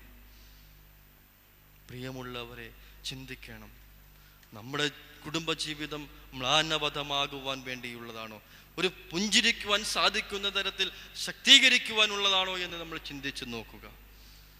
അല്ല എങ്കിൽ നമ്മുടെ ജീവിതം തകർന്നു പോയിക്കൊണ്ടിരിക്കും. യോനായെ സംബന്ധിച്ച് കടലിലുള്ളവർ ചിന്തിച്ചു അവൻ മരിച്ചു എന്ന്. കടലിലുള്ളവരും കരയിലുള്ളവരും ചിന്തിക്കുന്നു അവൻ മരിച്ചു എന്ന്. പക്ഷേ യോന മരിച്ചിട്ടില്ല. നമ്മളും ഇപ്രകാരമാണ്, മരിച്ചു ജീവിക്കുന്നവരാണ്. യോനായെ പോലെയാണ് നമ്മൾ ഓരോരുത്തരും, മരിച്ചു ജീവിക്കുന്നവർ. ജീവിക്കുകയുമല്ല, മരിച്ചിട്ടുമില്ല. കുടുംബജീവിതം അത് തന്നെയല്ലേ? ഒന്ന് കരയുവാൻ സാധിച്ചിട്ടുണ്ടോ? ഏത് സമയവും കുറ്റപ്പെടുത്തലും ആക്രോശങ്ങളും അല്ലെങ്കിൽ മുറുമുറുപ്പുമുള്ള കുടുംബജീവിതത്തിൽ മരിച്ചു ജീവിക്കുന്ന അനുഭവമല്ലേ? പലപ്പോഴും പലരും പറഞ്ഞു കേട്ടിട്ടുണ്ട്, അഡ്ജസ്റ്റ് ചെയ്തങ്ങ് ജീവിച്ചു പോകുക, ഇത്രയും നാളൊക്കെ ആയില്ലേ എന്നൊക്കെ പറയും. പക്ഷേ ഒരു പ്രകാശത്തിൻ്റെ അനുഭവം നമ്മുടെ ജീവിതത്തിൽ ഉണ്ടാകേണ്ട, ചിന്തിക്കേണ്ട അവസരം ഇതാണ്. എന്നാൽ കർത്താവ് നമ്മുടെ സമീപസ്ഥനാണ്. നമ്മുടെ ജീവിതത്തിലേക്ക് ഒന്ന് ക്ഷണിക്കുവാൻ നമുക്ക് സാധിക്കുമോ? നമ്മുടെ ജീവിതത്തിലെ, കുടുംബജീവിതത്തിലേക്ക് കർത്താവിനെ ഒന്ന് ക്ഷണിക്കുവാൻ നമുക്ക് സാധിക്കുന്നുണ്ടോ? കർത്താവ് തീർച്ചയായും നമ്മുടെ ക്ഷണം സ്വീകരിക്കുകയും നമ്മോടൊപ്പം പാർക്കുവാൻ തയ്യാറാവുകയും ചെയ്യും. 29-ാമത്തെ വാക്യം ഒന്ന് വായിച്ചു നോക്കിയേ. അവരോടൊപ്പം 29-ാമത്തെ വാക്യം, അവരോ ഞങ്ങളോടുകൂടെ പാർക്കുക, നേരം വൈകാറായല്ലോ, പകൽ അവസാനിക്കാൻ പോകുന്നു എന്ന് പറഞ്ഞ് അവനെ നിർബന്ധിച്ചു. അവനോടുകൂടെ പാർക്കുവാൻ നിർബന്ധിക്കുക. പകൽ അവസാനിക്കുന്നു. കഴിഞ്ഞ മാസം നമ്മളെല്ലാവരും പ്രഭാതത്തിലെ എടുത്തു നോക്കിയപ്പോൾ ഒരു ദുഃഖത്തിൻ്റെ അല്ലെങ്കിൽ ഒരു അപകടത്തിൻ്റെ വാർത്ത വായിച്ചിട്ടുണ്ടാകാം. തിരുവനന്തപുരത്തിനടുത്ത് ഒരു 4 കുഞ്ഞുങ്ങളുടെ മരണത്തിനിടയാക്കിയ ഒരു ബസ് അപകടം. ഒന്ന് ആലോചിച്ചു നോക്കുക. ഇവിടെയാണ് അസ്തമിക്കാറായല്ലോ എന്ന വാക്കിന് അർത്ഥമുണ്ടാകുന്നത്. രാവിലെ ആ കുഞ്ഞുങ്ങളെ തൻ്റെ സ്കൂളിലേക്ക് പറഞ്ഞയച്ച മാതാപിതാക്കന്മാർ ചിന്തിച്ചിട്ടുണ്ടാകുകയില്ല. ആ കുഞ്ഞുങ്ങളെ സുന്ദരന്മാരും സുന്ദരികളുമാക്കി മുഖത്ത് പൗഡറെല്ലാം ഇട്ട് അനേകം ആളുകൾക്ക് വെളിച്ചമാകുവാൻ തക്കവണ്ണം, അനേകം ആളുകൾക്ക് മാതൃകയാകുവാൻ തക്കവണ്ണം ആ കുഞ്ഞുങ്ങളെ ഒരുക്കി അയച്ചതായ മാതാപിതാക്കന്മാർ, സ്കൂൾ ബസ്സിൽ കയറ്റി അയച്ചതായ മാതാപിതാക്കന്മാർ ചിന്തിച്ചിട്ടുണ്ടാവുകയില്ല. വൈകുന്നേരം ആ സ്കൂൾ ബസ്സിന് പകരം ആ വീടിൻ്റെ മുറ്റത്തേക്ക് ആംബുലൻസുകൾ വന്നു നിൽക്കുമെന്ന് ഒരിക്കലും അവർ ചിന്തിച്ചിട്ടുണ്ടാവുകയില്ല. അതുപോലെ തന്നെയാണ് ആ കുഞ്ഞുങ്ങളെ പഠിപ്പിച്ച ആദ്യാക്ഷരം പറഞ്ഞു കൊടുത്തതായ അധ്യാപകർ ചിന്തിച്ചിട്ടുണ്ടാവുകയില്ല, ദൈവമേ ഈ 4 മണി കഴിഞ്ഞ് തിരിച്ചു പോകുമ്പോൾ അവർ ഒരു ഓർമ്മയായി മാറ്റപ്പെടുമെന്ന് അവരാരും ചിന്തിച്ചിട്ടുണ്ടാവുകയില്ല. ആ കുഞ്ഞുങ്ങളെ ശുശ്രൂഷിച്ച ആയമാരും അല്ലെങ്കിൽ പൂമ്പാറ്റകളെ പോലെ പാറി നടന്നതായ ആ സ്കൂൾ സമൂഹവും ഒരിക്കലും ചിന്തിച്ചിട്ടുണ്ടാവുകയില്ല ഈ കുഞ്ഞുങ്ങൾ അസ്തമിക്കാൻ പോകുന്ന കുഞ്ഞുങ്ങളാണ് എന്ന്. ഒന്ന് ആലോചിച്ചു നോക്കുക. അസ്തമിക്കുവാൻ ഒരു നിമിഷം മതി, കത്തി ഉയരുവാനോ മണിക്കൂറുകൾ വേണം.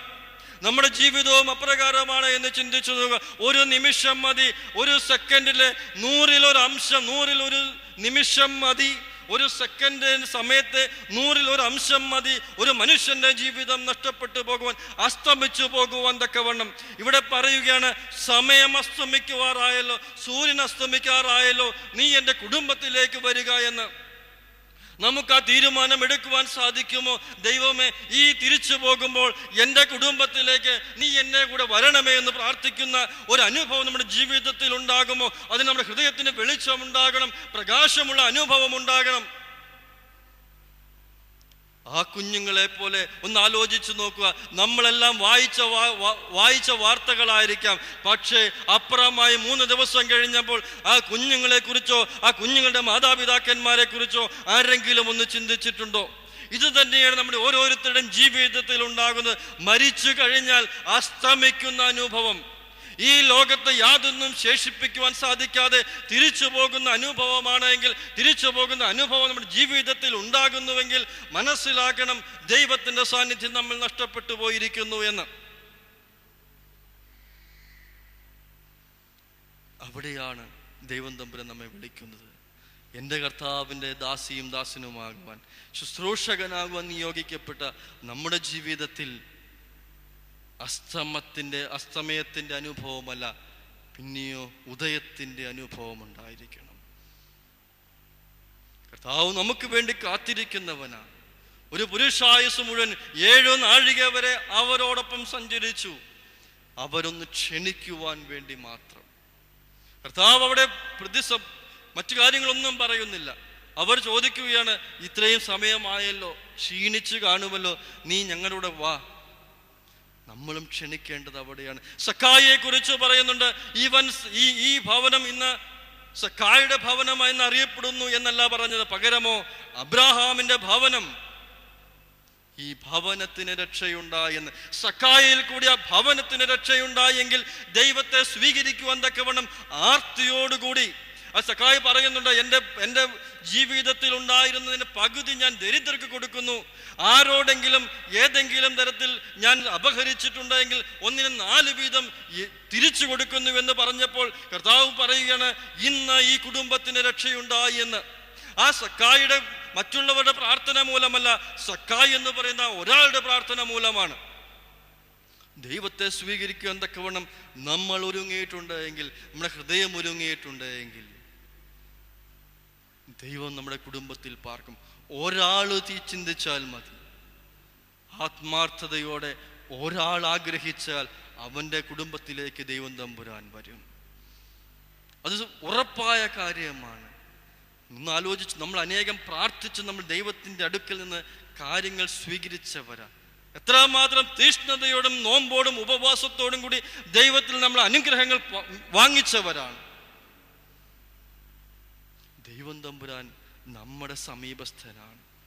അസ്തമിക്കാൻ പോകുന്ന അനുഭവത്തിൽ ഒന്ന് തിരിച്ച് ചിന്തിച്ചു നോക്കുക. എൻ്റെ കർത്താവിനോടൊപ്പം ഞാൻ സഞ്ചരിക്കുന്ന ഒരു വ്യക്തിയായി രൂപപ്പെടണം. അപ്പോൾ മാത്രമേ ദൈവം തമ്പുരാൻ നമ്മെ സ്പർശിക്കുകയുള്ളൂ. ദൈവം തമ്പുരാൻ നമ്മുടെ ഇടയിൽ പ്രവർത്തിക്കുകയുള്ളൂ.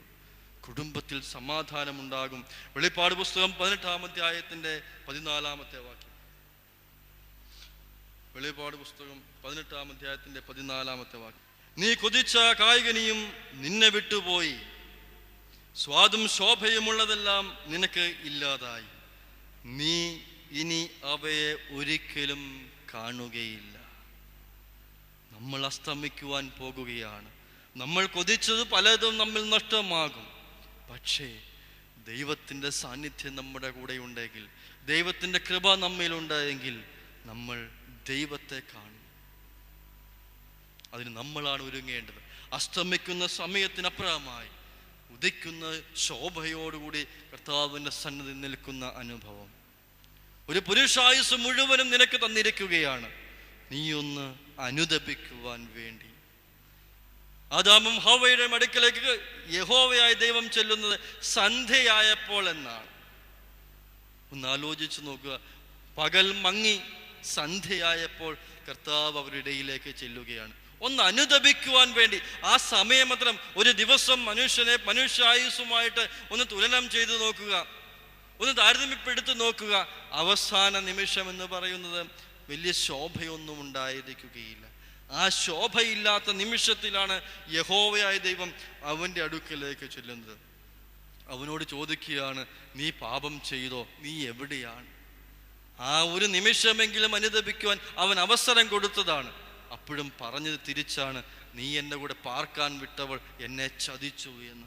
പ്രിയമുള്ളവരെ, ഒന്ന് അനുദപിക്കുവാൻ ആഗ്രഹിക്കുന്ന, ദുഃഖത്തിൻ്റെ അനുഭവത്തോടു കൂടി ജീവിക്കുന്നതിന് പകരം ഒന്ന് ചിരിച്ചു കാണുവാൻ ആഗ്രഹിക്കുന്ന, സന്തോഷത്തോടു കൂടി ജീവിക്കുവാൻ ആഗ്രഹിക്കുന്ന, ഇത്രയും നാളും അസമാധാനത്തിൻ്റെ അനുഭവത്തിൽ ജീവിച്ച കുടുംബങ്ങൾക്ക് സമാധാനത്തിൻ്റെ അനുഭവത്തിൽ ജീവിക്കുവാൻ തക്കവണ്ണം ഒരു വെളിച്ചമാകുവാൻ നമുക്ക് ഓരോരുത്തർക്കും സാധിക്കണം. അപ്പോൾ മാത്രമേ യഥാർത്ഥത്തിൽ ക്രിസ്തീയ സാക്ഷ്യം നമ്മിൽ പൂർണ്ണമാകുകയുള്ളൂ. അസ്തമിക്കുന്ന അനുഭവം.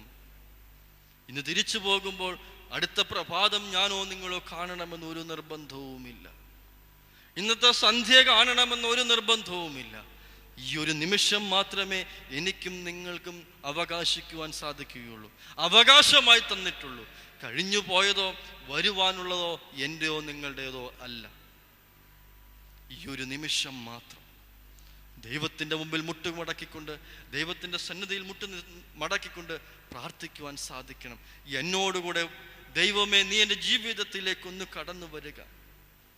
ആ ശിഷ്യന്മാരെ സംബന്ധിച്ച് അവിടെ അവർക്ക് ഭക്ഷണമുണ്ടോ, ഭവനം വെടിപ്പാക്കിയിട്ടിട്ടുണ്ടോ എന്നൊന്നും ഒരു നിശ്ചയം ഉണ്ടായിരുന്നില്ല. കാരണം ആഴ്ചകൾക്ക് മുമ്പേ അവർ പെസഹ പെരുന്നാൾ ആഘോഷിക്കാൻ യെരുശലേമിലേക്ക് പോയതാണ്. കുടുംബത്തിൽ അസ്വസ്ഥതകൾ ഉണ്ടാകാം, ഭക്ഷണം ഉണ്ടായിരിക്കുകയില്ല, പ്രതിസന്ധികൾ ഉണ്ടാകാം, വെടിപ്പും ഒന്നും ഉണ്ടായിരിക്കുകയില്ല. പക്ഷേ ആ മനസ്സാണ് ദൈവം തമ്പുരാൻ കണ്ടത്. അവിടെ എപ്രകാരമായിരിക്കുമെന്ന് കർത്താവ് ചിന്തിച്ചിട്ടുണ്ടാവുകയില്ല. പക്ഷേ സ്വീകരിക്കുവാൻ തക്കവണ്ണം, ക്ഷണിക്കുവാൻ തക്കവണ്ണമുള്ള ആ മനസ്സാണ് കർത്താവ് കണ്ടത്. നമ്മളിൽ നിന്നും ആഗ്രഹിക്കുന്നതും അത് തന്നെയാണ്. കർത്താവ് പറയുന്നുണ്ട്, ഞാൻ വാതിക്കൽ നിന്ന് മുട്ടുന്നുണ്ട്, തുറന്നു തരുന്നവൻ എന്നോടൊപ്പം ഭക്ഷണം കഴിക്കും, അവനോടൊപ്പം ഞാൻ ഭക്ഷണം കഴിക്കും. എന്ന് ആലോചിച്ച് നോക്കുക. ദൈവം നമുക്ക് വേണ്ടി എത്രമാത്രം അടുത്തു നിൽക്കുന്നവനാണ്. തുടർന്നുള്ള വാക്യമൊന്ന് വായിച്ച് അവിടെ പറയുകയാണ്, അവന് അപ്പമെടുത്ത് നുറുക്കി കൊടുത്തു. ദൈവത്തിൻ്റെ ആ അദൃശ്യമായ സാന്നിധ്യം നമ്മുടെ ജീവിതത്തിലേക്കുണ്ടാകുമ്പോൾ, ദൈവത്തിൻ്റെ അദൃശ്യമായ സ്നേഹം നമ്മുടെ ജീവിതത്തിലേക്കുണ്ടാകുമ്പോൾ ചില നുറങ്ങലുകൾ നമ്മുടെ ജീവിതത്തിൽ ഉണ്ടാകും. ചിലത് മുറിക്കപ്പെടേണ്ട അനുഭവം ഉണ്ടാകും, ചിലത് ഉപേക്ഷിക്കേണ്ടതായിട്ട് വരും. അത് എന്താണ് എന്ന് ചിന്തിച്ചു നോക്കുക. ചിലപ്പോൾ നമ്മുടെ പാപജീവിതമായിരിക്കാം, രഹസ്യ പാപമായിരിക്കാം, തിന്മയുടെ അനുഭവമായിരിക്കാം. നമ്മുടെ ജീവിതത്തിൽ ദൈവത്തെ സ്വീകരിക്കുമ്പോൾ, ക്ഷണിക്കുമ്പോൾ, ആ നമ്മിലുള്ളതായ പാപത്തിൻ്റെ അനുഭവം, നമ്മിലുള്ളതായ തിന്മയുടെ അനുഭവം നമ്മൾക്ക് മാറ്റപ്പെട്ടേ, നമ്മൾ എറിഞ്ഞു കളഞ്ഞേ പറ്റുകയുള്ളൂ. ഭർത്തിമായെ കുറിച്ച് പറയുന്നുണ്ട്, അവൻ്റെ പുതപ്പ് എറിഞ്ഞു കളഞ്ഞു എന്ന്. ദൈവത്തിൻ്റെ സന്നിധിയിലേക്ക് ഓടിയെടുക്കുമ്പോൾ ചില പുതപ്പുകൾ എറിഞ്ഞു കളഞ്ഞെങ്കിൽ മാത്രമേ ദൈവത്തെ കാണുവാൻ സാധിക്കുകയുള്ളൂ. ചില പ്രാർത്ഥനകളുടെ സ്വരം മാറുകയും ചെയ്യണം. അവിടെ തിമായോട് പറയുന്നുണ്ട്, നസ്രായനായ യേശുവേ എന്നോട് കരുണ തോന്നണമെന്ന്. അനുതാപത്തിൻ്റെ പ്രാർത്ഥന. നമ്മുടെ ജീവിതത്തിൽ അനുതാപത്തിൻ്റെ പ്രാർത്ഥനകൾ ഉണ്ടാകാം. ചില പുതപ്പുകൾ എറിഞ്ഞു കളയണം. എങ്കിൽ മാത്രമേ ദൈവം തമ്പുരാന് നമ്മുടെ ജീവിതത്തിലേക്ക് പ്രവേശിക്കുവാൻ സാധിക്കുകയുള്ളൂ. ഏറ്റവും ശ്രേഷ്ഠമായ അനുഭവം, അപ്പമെടുത്ത് നുറുക്കി കൊടുത്തപ്പോൾ അവരുടെ കണ്ണുകൾ തെളിഞ്ഞു, കണ്ണു തുറന്നു. കാരണം ദൈവത്തെ കാണുവാൻ അവരുടെ കർത്താവിനെ കാണുവാൻ തക്കവണ്ണം അവരുടെ കണ്ണുകളെ പ്രകാശത്തിൻ്റെ അനുഭവമാക്കി തീർത്തു. പ്രിയമുള്ളവരെ, വാക്കുകൾ അവസാനിപ്പിക്കുകയാണ്. നിന്റെ ജീവിതത്തിലേക്ക് ദൈവത്തെ ക്ഷണിച്ചു കഴിയുമ്പോൾ, നിന്റെ കുടുംബ ജീവിതത്തിലേക്ക് ദൈവത്തെ ക്ഷണിച്ചു കഴിയുമ്പോൾ, നിന്റെ പാപപങ്കിലമല്ലാത്ത നിന്റെ സ്വസ്ഥതയുള്ള ജീവിതത്തിലേക്ക് ദൈവത്തെ ക്ഷണിച്ചു കഴിയുമ്പോൾ നിന്റെ ജീവിതം രൂപാന്തരപ്പെടും. അവിടെ കണ്ണുകൾ തെളിയും, പ്രകാശത്തിൻ്റെ അനുഭവം ഉണ്ടാകും. അവസാനമായി അവിടെ പറയുകയാണ്, ആ നാഴികയിൽ തന്നെ അവർ എഴുന്നേറ്റ് യെരൂശലേമിലേക്ക് മടങ്ങിപ്പോയി. പ്രതിസന്ധികളുടെ മുമ്പിലേക്ക് അവർ മടങ്ങിപ്പോകുകയാണ്. ആത്മഹത്യയായിരിക്കാം, കുടുംബത്തിൽ തിരിച്ചു പോകുമ്പോൾ നമ്മെ പ്രതീക്ഷിച്ചിരിക്കുന്നത് അപകടകരമായ അനുഭവങ്ങളായിരിക്കാം, അസ്വസ്ഥതകളായിരിക്കാം, വേദനകളായിരിക്കാം, സഹനങ്ങളായിരിക്കാം. എന്തു തന്നെയാകട്ടെ, അവിടെ കർത്താവിനെ ശുശ്രൂഷിക്കുവാൻ, കർത്താവിനെ സ്വീകരിക്കുവാൻ തക്കവണ്ണം നമ്മുടെ മനസ്സ് ഒരുങ്ങിയിട്ടുണ്ട് എങ്കിൽ കുടുംബത്തിൽ ഏത് പ്രതിസന്ധിയെയും തരണം ചെയ്യുവാൻ തക്കവണ്ണം നമ്മെ ശക്തീകരിക്കും. ദൈവത്തിൻ്റെ പരിശുദ്ധാവും നമ്മെ ശക്തീകരിക്കും. ഞാൻ സൂചിപ്പിച്ചുവല്ലോ, ദൈവം നമുക്ക് വേണ്ടി കാത്തിരിക്കുന്നവനാ. ഈ നിമിഷം എത്രയും നമുക്ക് വേണ്ടി കാത്തിരിക്കുന്നവനാ. പക്ഷേ നമ്മളൊന്ന് മനസ്സിലാക്കണം, എൻ്റെ ജീവിതത്തെ, എൻ്റെ ദൈവികമായ എൻ്റെ കുടുംബ ജീവിതത്തെ പ്രകാശപൂർണമാക്കി തീർക്കുവാൻ തക്കവണ്ണം ഞാൻ എവിടെയാണ് എൻ്റെ കർത്താവിനെ ഉപേക്ഷിച്ചത്? ഏത് മേഖലയിലാണ് ഞാൻ തിരുത്തപ്പെടേണ്ടത്? എപ്പോഴാണ് എൻ്റെ കർത്താവിനെ ഞാൻ ഉപേക്ഷിച്ചത്? ആ അനുഭവത്തിലേക്ക് വിരൽ ചൂണ്ടുമ്പോൾ ദൈവം നമ്മെ ശക്തീകരിക്കും, നമ്മെ ബലപ്പെടുത്തും. അതുവരെ ദൈവത്തിൻ്റെ സാന്നിധ്യം നമുക്ക് അദൃശ്യമായി തീരും. പ്രിയമുള്ളവരെ, മനസ്സിലാക്കുക, നമ്മുടെ ജീവിതത്തിൽ കർത്താവിൻ്റെ സാന്നിധ്യമുണ്ട്. നമ്മുടെ ഓരോരുത്തരുടെയും കുടുംബ ജീവിതത്തിൽ, വ്യക്തി ജീവിതത്തിൽ, സഭാ ജീവിതത്തിൽ ദൈവത്തിൻ്റെ സാന്നിധ്യമുണ്ട്. ദേവാലയത്തിൽ നിന്ന് പ്രാർത്ഥിച്ചത് കൊണ്ട് മാത്രമായില്ല, പകരമോ കണ്ണുനീരോടുകൂടി ദൈവത്തെ സ്വീകരിക്കാൻ സക്കായിയോട് പറഞ്ഞതുപോലെ ഇന്ന് ഈ ഭവനത്തിന് രക്ഷയുണ്ടായി എന്ന് പറയുവാൻ തക്കവണ്ണം നമ്മുടെ ഓരോരുത്തരെയും ദൈവം തമ്പുരാൻ ശക്തീകരിക്കട്ടെ എന്ന് പ്രാർത്ഥിക്കുന്നു. നമുക്ക് തലകളെ വണങ്ങി ദൈവസന്നിധിയിൽ ഒരിക്കൽ കൂടി നമ്മളെ ഒന്ന് ഏറ്റുപറയുക. കഴുകിയിടണമേ കറകളയെല്ലാം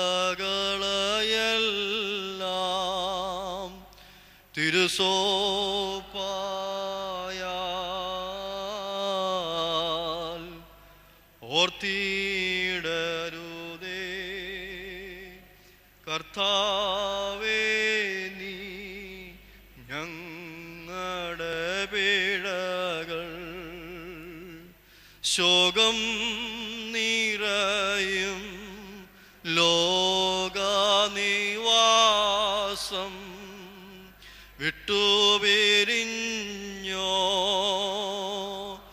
ഏകുകാമോദം ശാശ്വത ഭാവനേ. എൻ്റെ ദൈവമേ, നിന്നെ വിട്ട് അകന്നുപോയ നിമിഷങ്ങളെ ഓർത്ത് ഏതെല്ലാം മേഖലയിലാണ് ഞാൻ നിന്നെ ഉപേക്ഷിച്ചു പോയത്? നീ എനിക്ക് മധ്യസ്ഥനായിരുന്നുവല്ലോ, നീ എനിക്ക് കൃപ നൽകിയവനാണല്ലോ. മാമോദീസ തൊട്ടിയിൽ നിന്ന് നീ എനിക്ക് പരിശുദ്ധാത്മാവിനെ അയച്ചു തന്നവനാണല്ലോ. ദൈവമേ, എപ്പോഴാണ് നിന്നെ ഞാൻ ഉപേക്ഷിച്ചു പോയത്? ഏത് മേഖലയിലാണ് ഞാൻ നിന്നെ ഉപേക്ഷിച്ചത്? നീ എനിക്കൊരു വെളിച്ചമാകണമേ. നീ എന്നോട് കൂടെ ചേർന്ന് നടന്നതായ നിമിഷങ്ങൾ, പ്രതിസന്ധിയുടെയും പ്രയാസത്തിൻ്റെയും ദുഃഖത്തിൻ്റെയും വേദനകളുടെയും എല്ലാം മധ്യേ നീ എന്നോടുകൂടെ ചേർന്ന് നടന്നുവല്ലോ. ഞാൻ ചെയ്ത പാപങ്ങൾ, ഞാൻ ചെയ്ത മ്ലേച്ഛതകൾ, ഞാൻ ചെയ്ത അകൃത്യങ്ങൾ, എൻ്റെ ജീവിതത്തിൽ ഉണ്ടായ രഹസ്യ പാപങ്ങൾ, അവിടെയും നീ എൻ്റെ സമീപസ്ഥനായിരുന്നുവല്ലോ.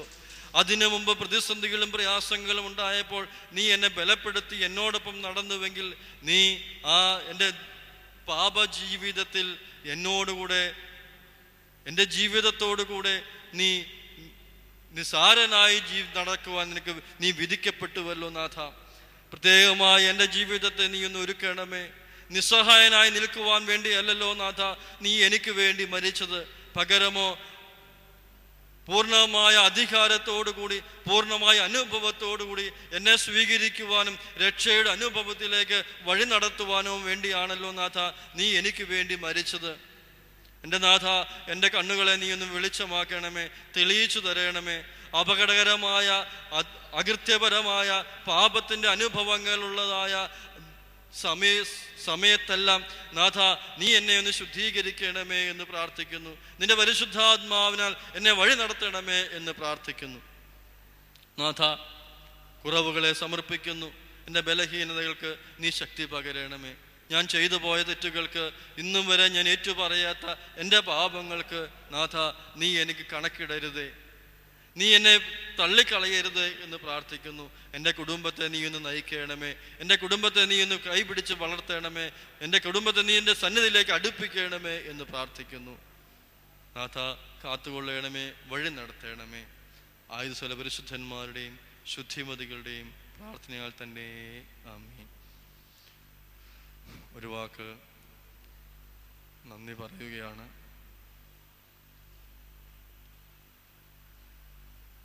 വളരെ നാളായി ആഗ്രഹിക്കുന്നൊരു കാര്യമാണ് ഈ പരിശുദ്ധ പിതാവിൻ്റെ മധ്യസ്ഥതയിൽ ഈ പരിശുദ്ധ ദേവാലയത്തിൽ ഒരു വിശുദ്ധ കുർബാന അർപ്പിക്കണമെന്ന്. ദൈവം തമ്പുരാൻ അതിന് ശക്തി നൽകി നിങ്ങളോടൊപ്പം അല്പസമയമായിരിക്കുവാനും ദൈവം തമ്പുരാൻ എന്നെ പ്രാപ്തനാക്കി. മിടുക്കുകൊണ്ടൊന്നുമല്ല, ദൈവം തമ്പുരാൻ നടത്തി എന്ന് മാത്രം. പ്രത്യേകമായി പ്രാർത്ഥിക്കണമേ എന്ന് ഓർമ്മിപ്പിക്കുന്നു. സഭയ്ക്ക് വേണ്ടി, പരിശുദ്ധ കത്തോലിക്ക ബാവയ്ക്ക് വേണ്ടി, വലിയ ബാവയ്ക്ക് വേണ്ടിയും, മെത്രാപ്പൊലീത്തന്മാർക്ക് വേണ്ടിയും, ഇടവകയ്ക്ക് വേണ്ടിയും. പ്രതിസന്ധികൾ അനുഭവിക്കുന്ന ഇടവകൾ അനേകമുണ്ട്. അവർക്കെല്ലാം വേണ്ടി പ്രാർത്ഥിക്കണമേ എന്ന് പ്രത്യേകം ഓർമ്മിപ്പിക്കുന്നു. ഞാൻ ശുശ്രൂഷിക്കുന്ന ദേവാലയം കത്തിപ്പാറത്തടം ദേവാലയമാണ്. ഒത്തിരി പ്രതിസന്ധികളും പ്രയാസങ്ങളുമുള്ള ദേവാലയമാണ്. ആ ദേവാലയത്തിൻ്റെ മുന്നോട്ടുള്ള യാത്രകളിലെല്ലാം നിങ്ങളുടെ പ്രാർത്ഥനകൾ ഉണ്ടാകണമേ എന്ന് പ്രത്യേകം ഓർമ്മിപ്പിക്കുന്നു.